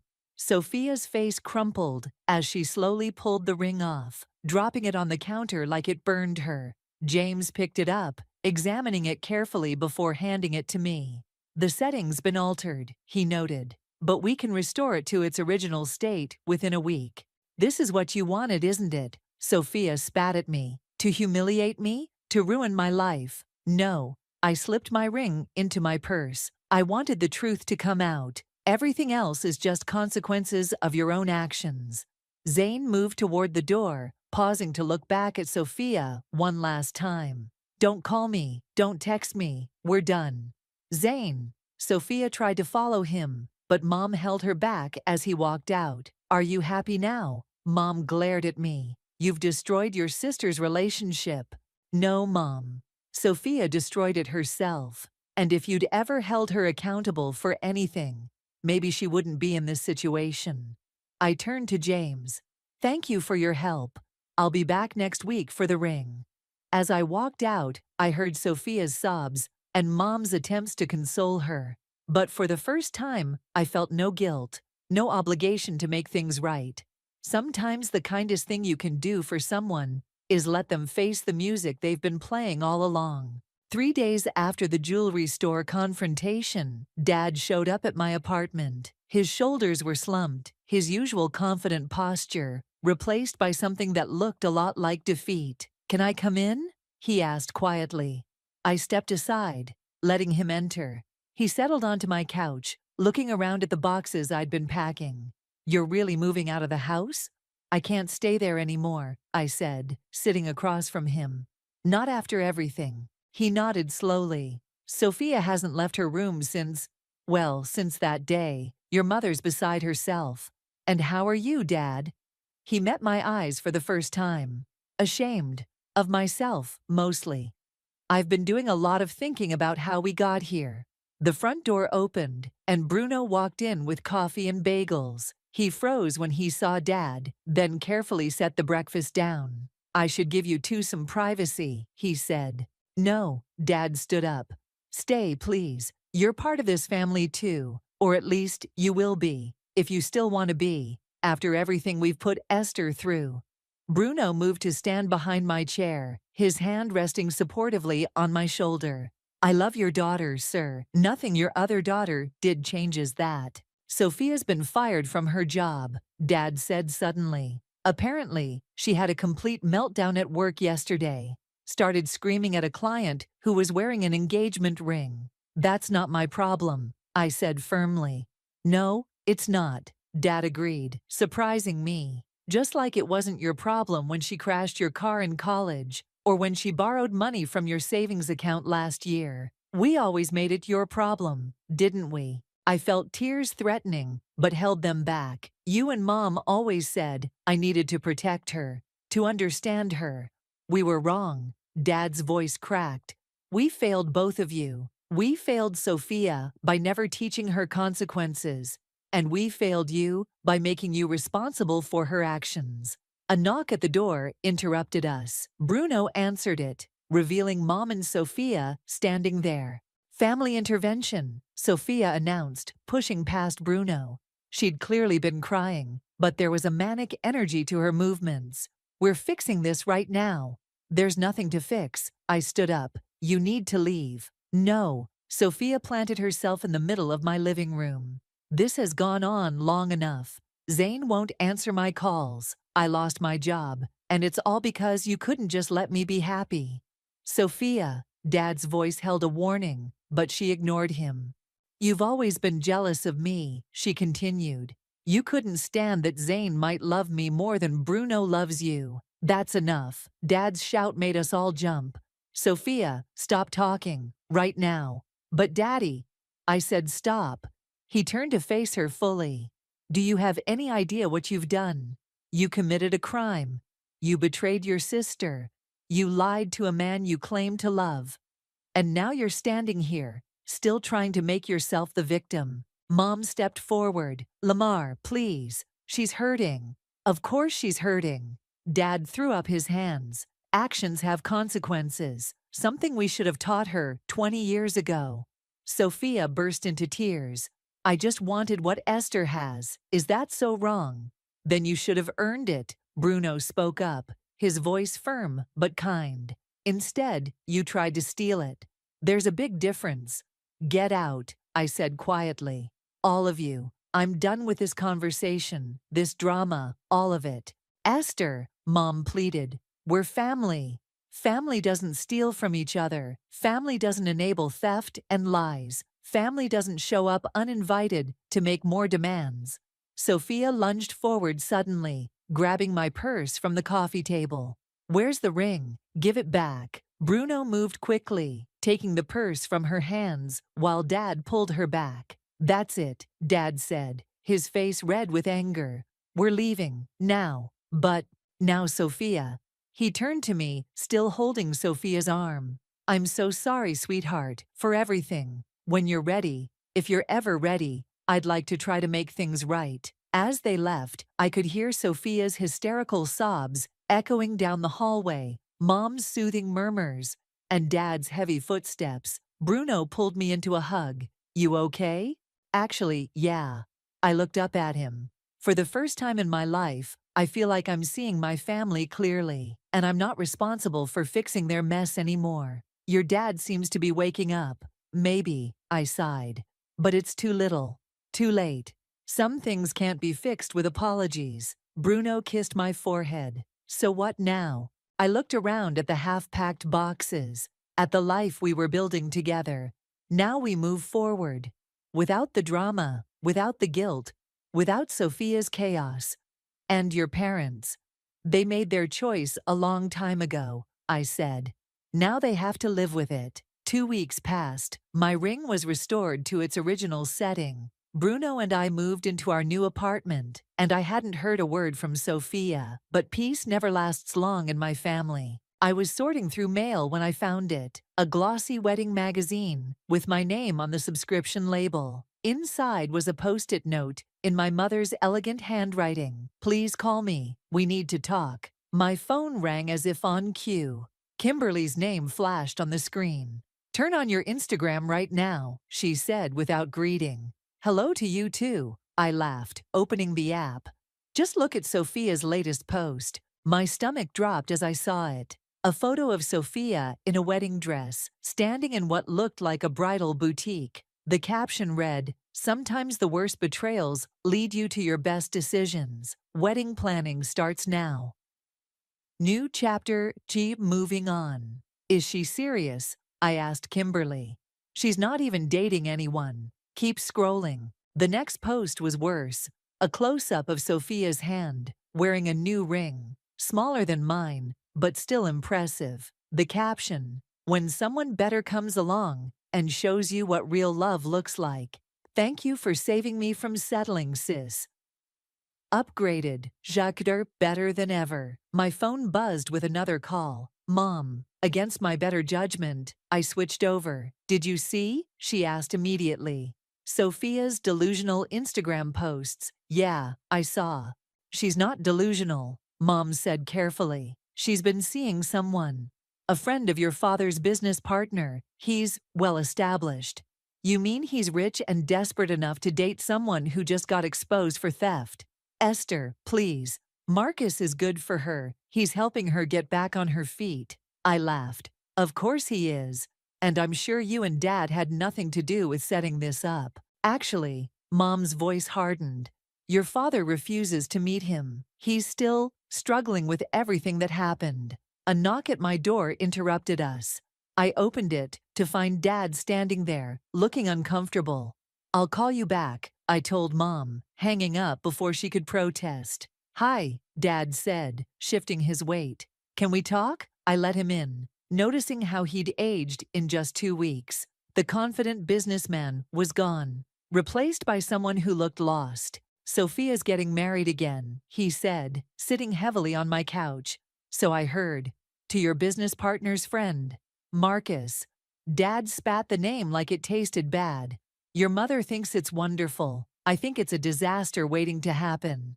Why are you here, Dad? He pulled out his phone, showing me a text from Sophia. Daddy, please give Marcus a chance. He's nothing like Zane. He understands me. Mom says you're just being difficult. Don't you want me to be happy? She's doing it again, he said quietly. Manipulating, pushing, trying to force everyone to accept her choices without question. But this time I see it. Too little, too late, I muttered. I know. He looked up at me. I've been seeing a therapist, trying to understand how I let things get so bad, how I failed you both so completely. That surprised me. You're in therapy?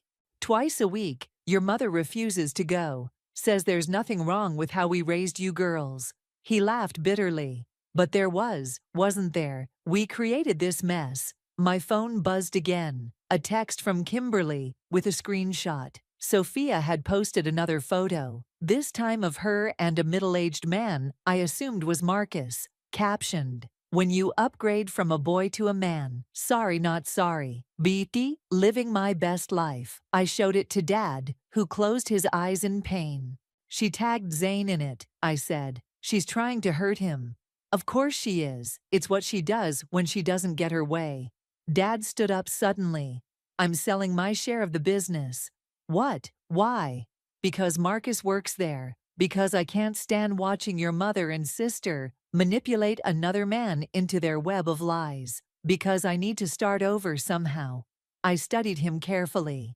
And what about Sophia's wedding? What wedding? He smiled sadly. She met this man 2 weeks ago. She's putting on a show, trying to prove she's won somehow. And your mother's enabling it, just like always. My phone lit up with another text, this time from Sophia. Hope you're happy with your boring life and basic ring. Marcus bought me a real diamond. Guess some men just know how to treat their women right. I showed Dad the message. He read it, then did something I'd never seen him do before. He cried. I'm so sorry, he whispered. I'm so damn sorry.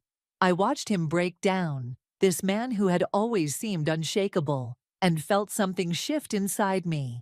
Not forgiveness, exactly, but understanding. Dad, I said softly, would you like to stay for dinner? Bruno's making lasagna. He wiped his eyes, nodding. I'd like that. I'd like that very much. The annual family charity gala wasn't something I planned to attend, but when Dad called and said he needed moral support, I couldn't say no. Bruno adjusted my necklace as we walked into the hotel ballroom, squeezing my hand reassuringly. Remember, he whispered, we can leave anytime.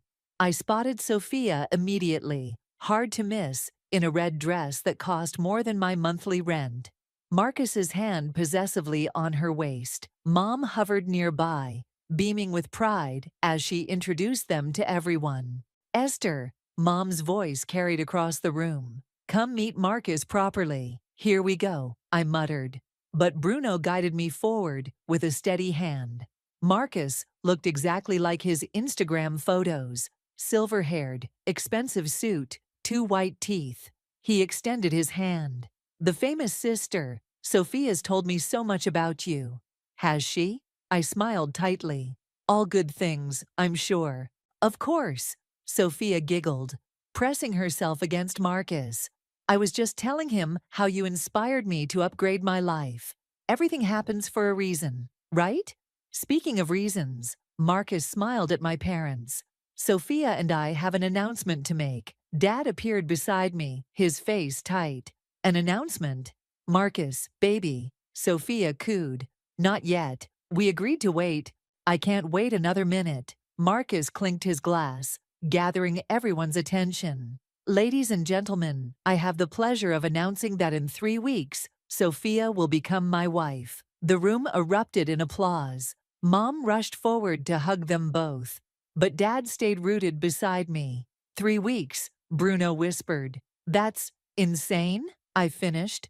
We're having a small destination wedding in the Maldives, Sophia announced. Very exclusive. Family only, of course.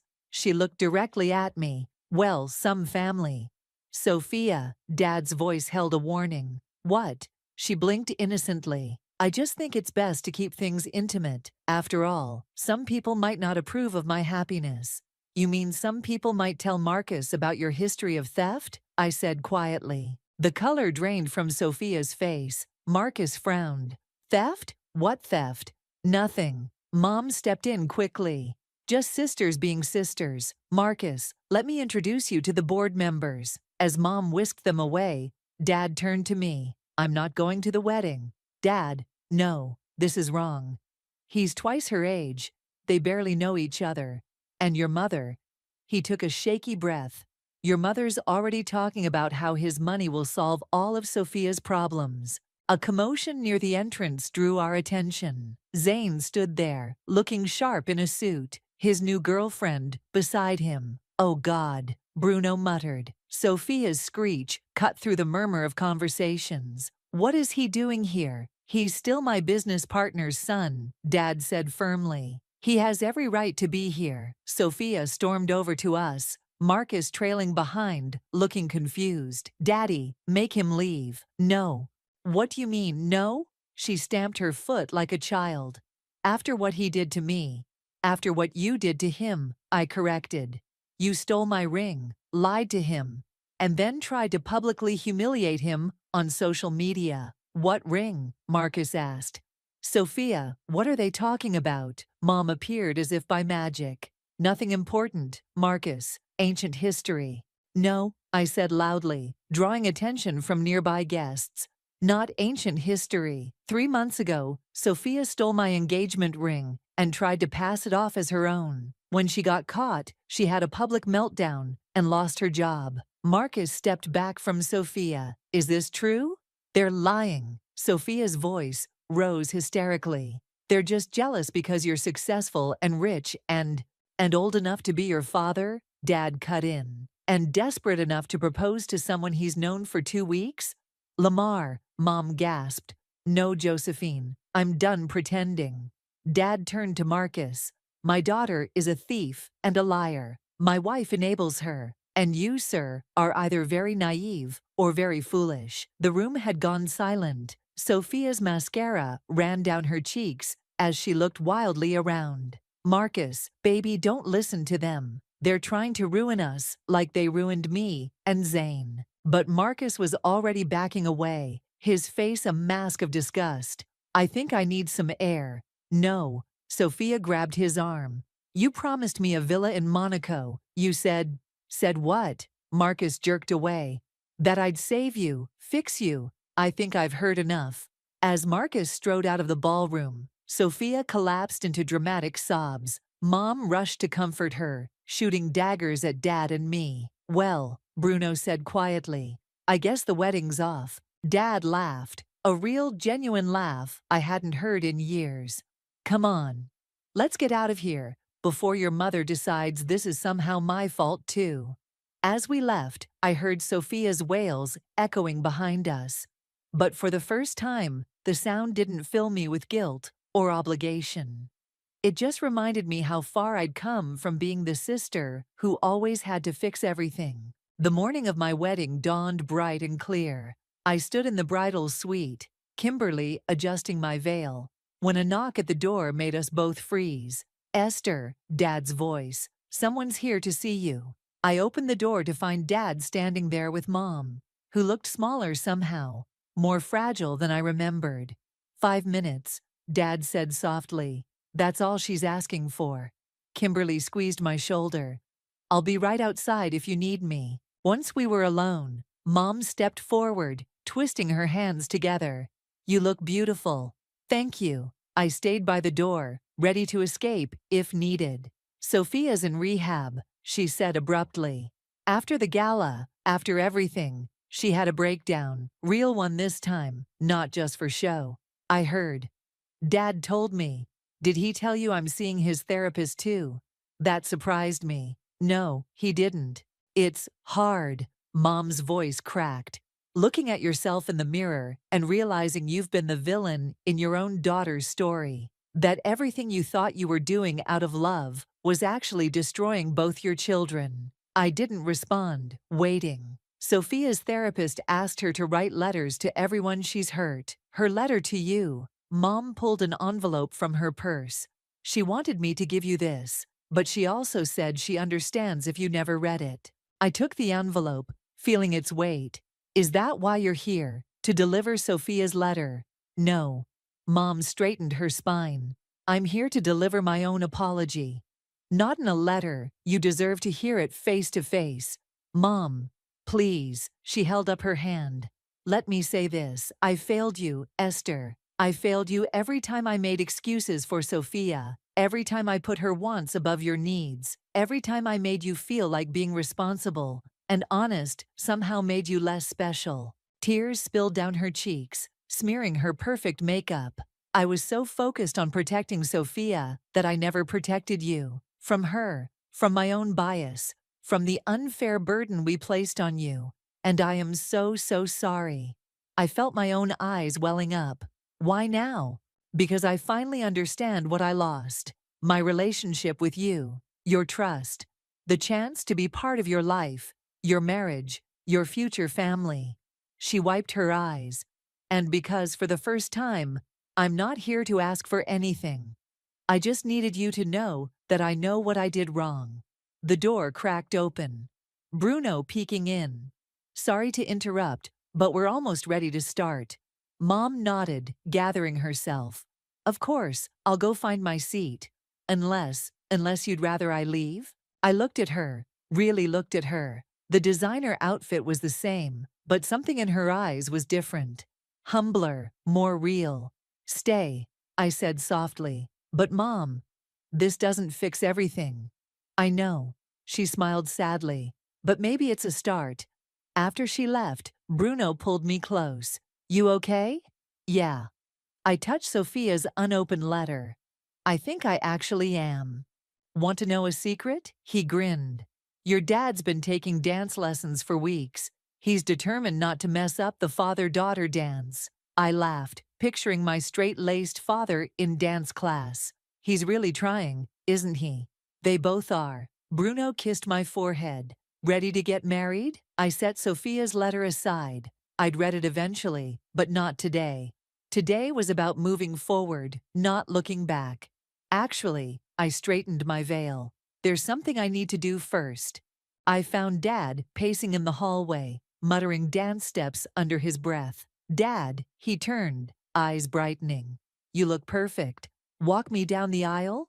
He offered his arm, then hesitated.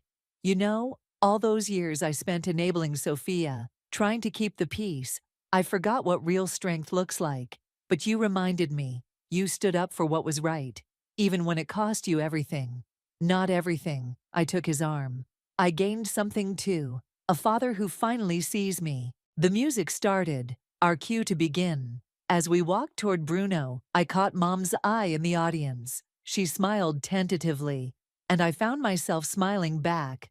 Some things couldn't be fixed with apologies and letters. Some relationships would never be the same. But standing there, surrounded by people who had learned the hard way what real love looks like, I realized something important. Sometimes the happy ending isn't about forgetting the past. It's about building a better future, one honest moment at a time. Ready? Dad whispered as we reached the altar. I squeezed his arm, looking ahead at Bruno, at our future. More than ready.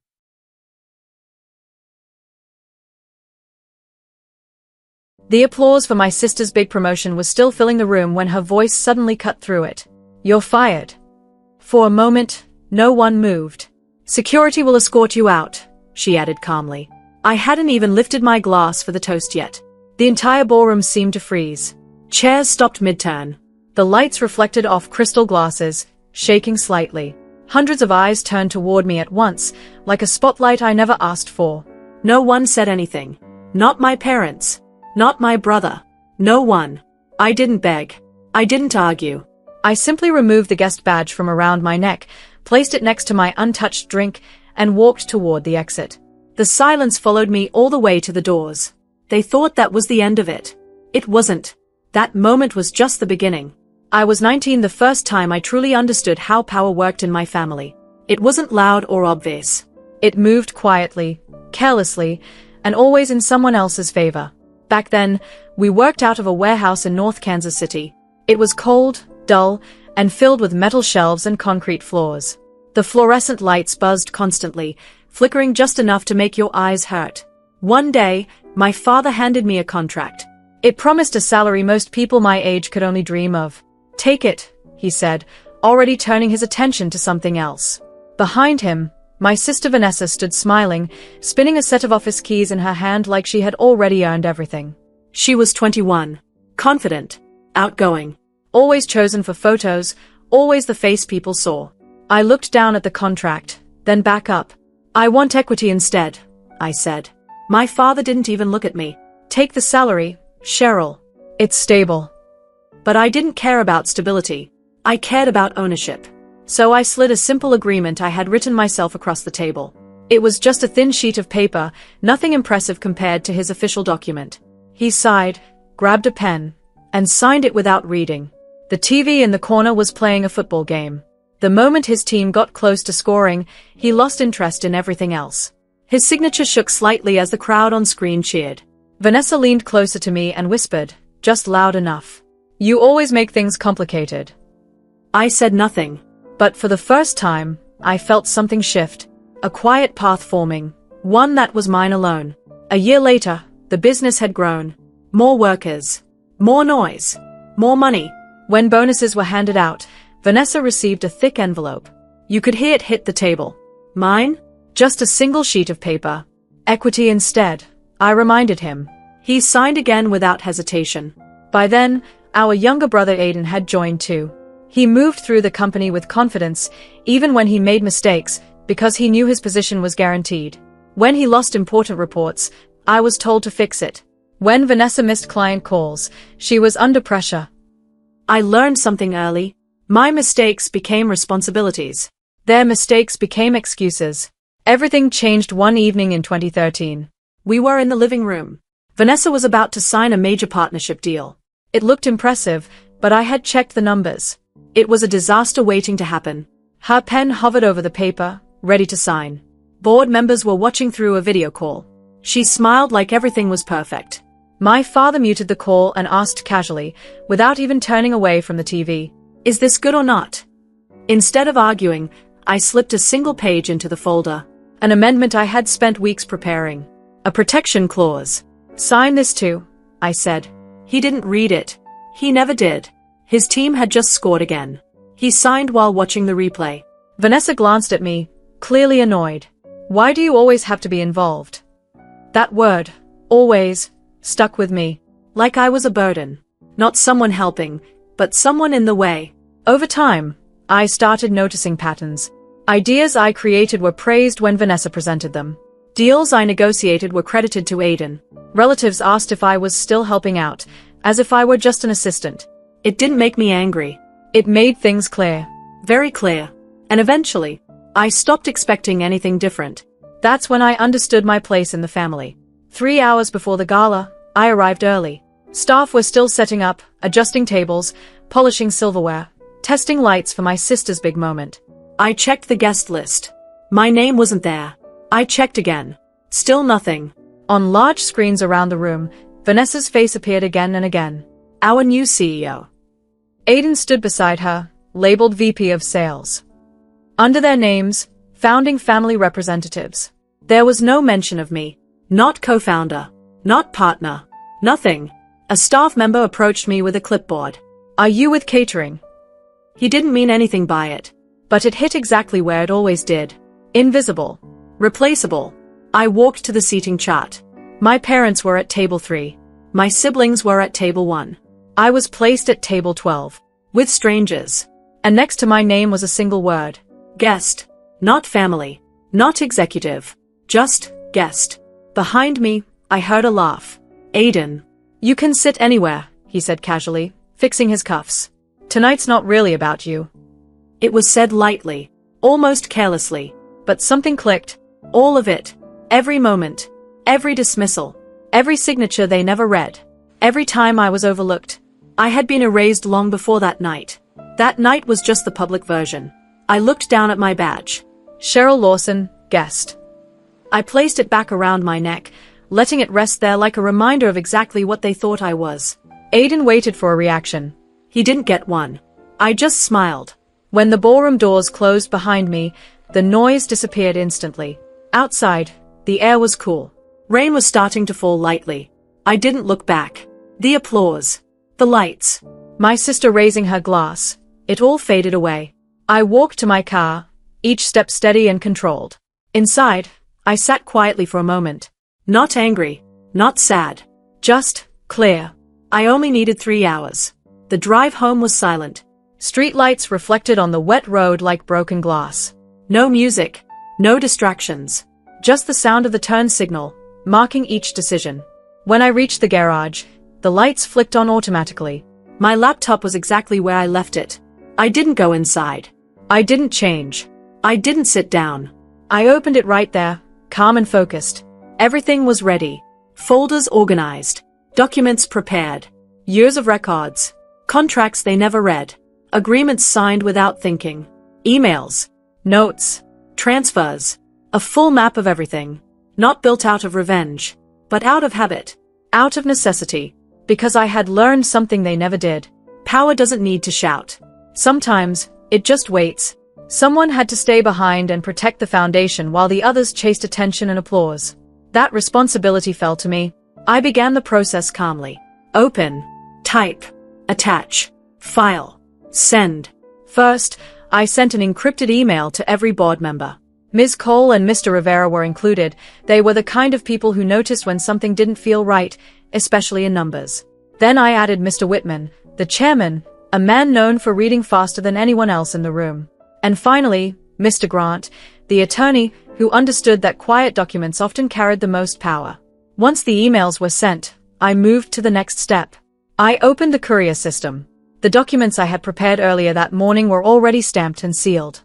All it took was a single click to schedule pickup. 14 minutes. That was the delivery window.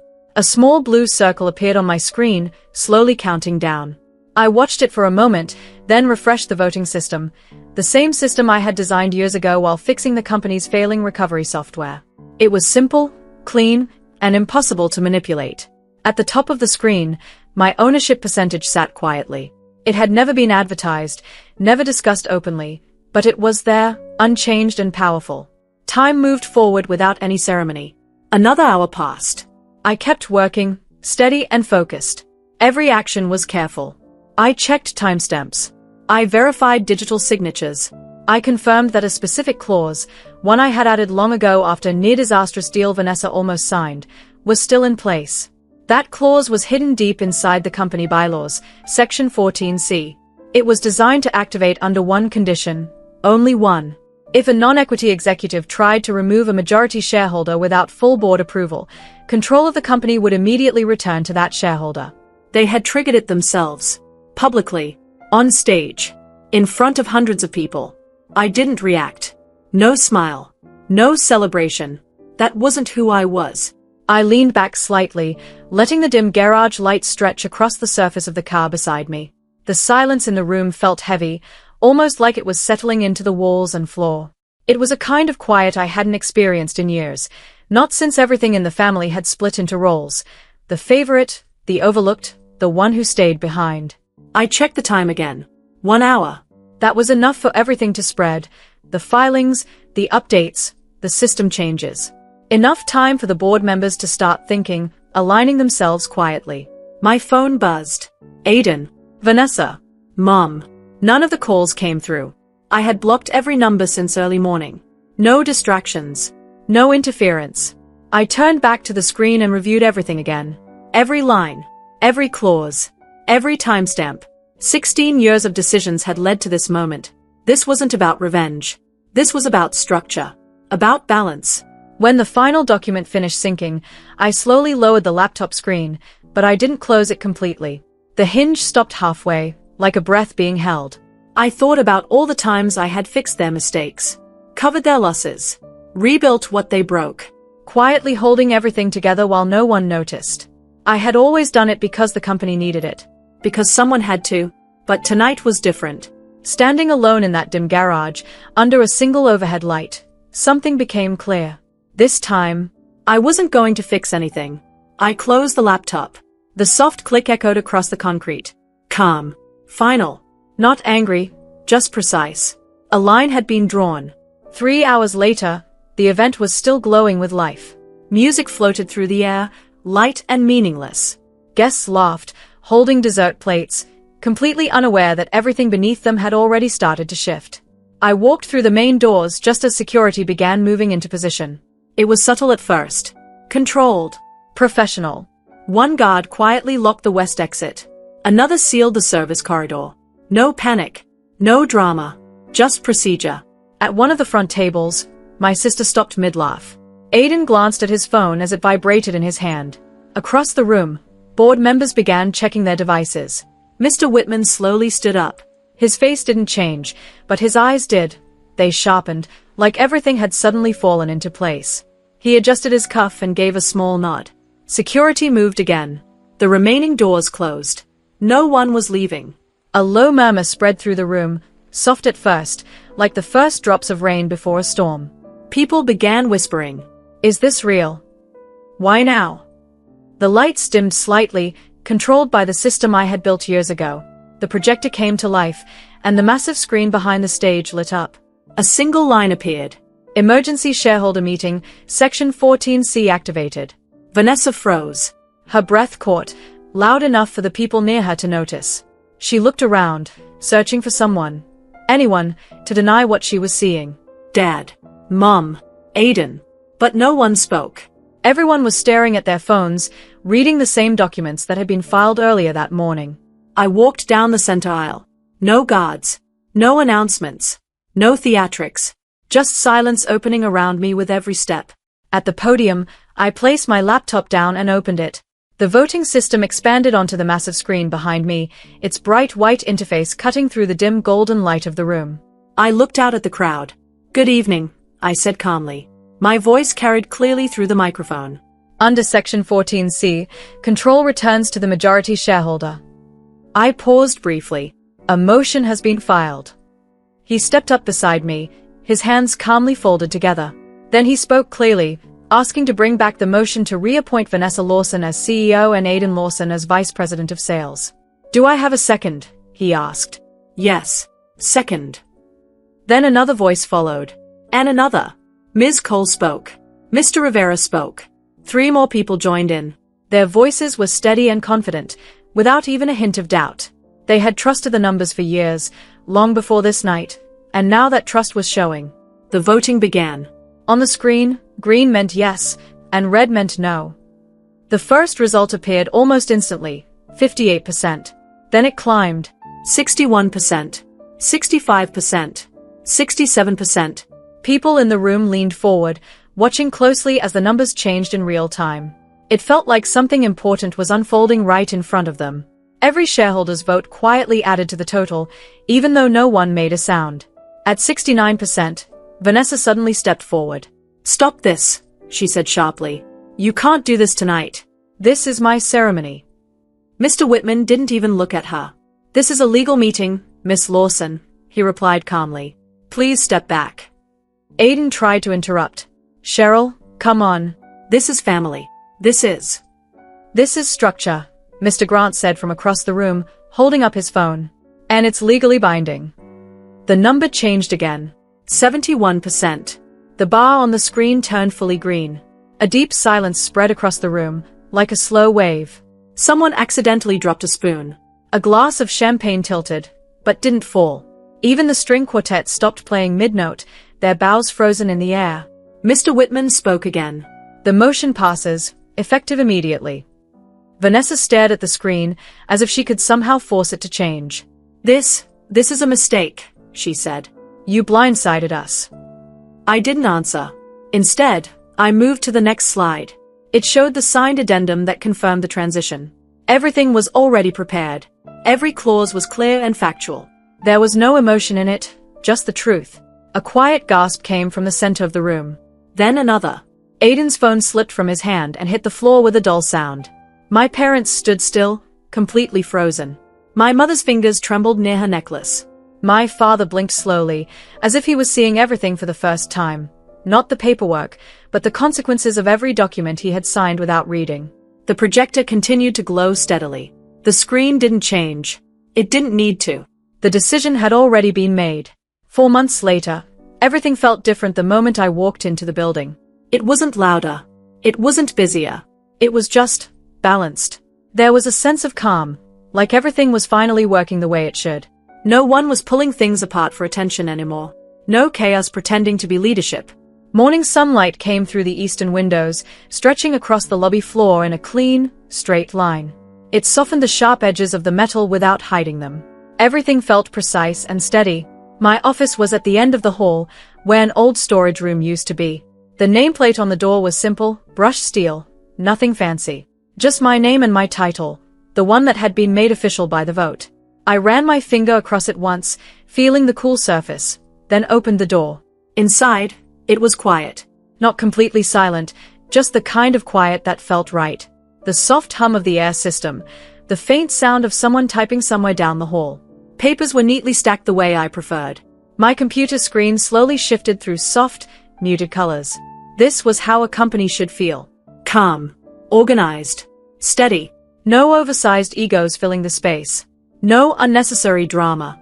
No one turning serious meetings into performances. I placed my bag down and opened the blinds wider. Outside, the city moved as it always did. Cars flowed through traffic. People walked quickly, bracing against the wind. Life continued, unchanged. And for the first time in years, I felt the same way. After the vote, things changed for everyone. Vanessa put her lake house up for sale. The photos spread online, perfectly staged, with polished counters and decorative fruit bowls, trying too hard to make the place look lived in. Aiden started looking for a new job, but his non-compete agreement stopped him from going far. My parents moved to Florida soon after, choosing a quieter life and avoiding questions they couldn't answer. Eventually, they all tried to reach out. A text message. A voicemail. An old email forwarded again. Apologies. Explanations. Attempts to rewrite the past. But I had already set my boundaries long ago. None of their messages reached me. And none of them needed to. Some endings don't come with loud arguments or dramatic goodbyes. Sometimes, an ending is simply this. A quiet room, finally at peace. And completely yours. Some people think power belongs to the person speaking the loudest in the room. They are wrong. Real power exists in the details people ignore. In documents no one reads. In signatures made too quickly. In systems people underestimate. My family learned that the hard way. And I learned something even simpler. Silence isn't weakness. It's direction.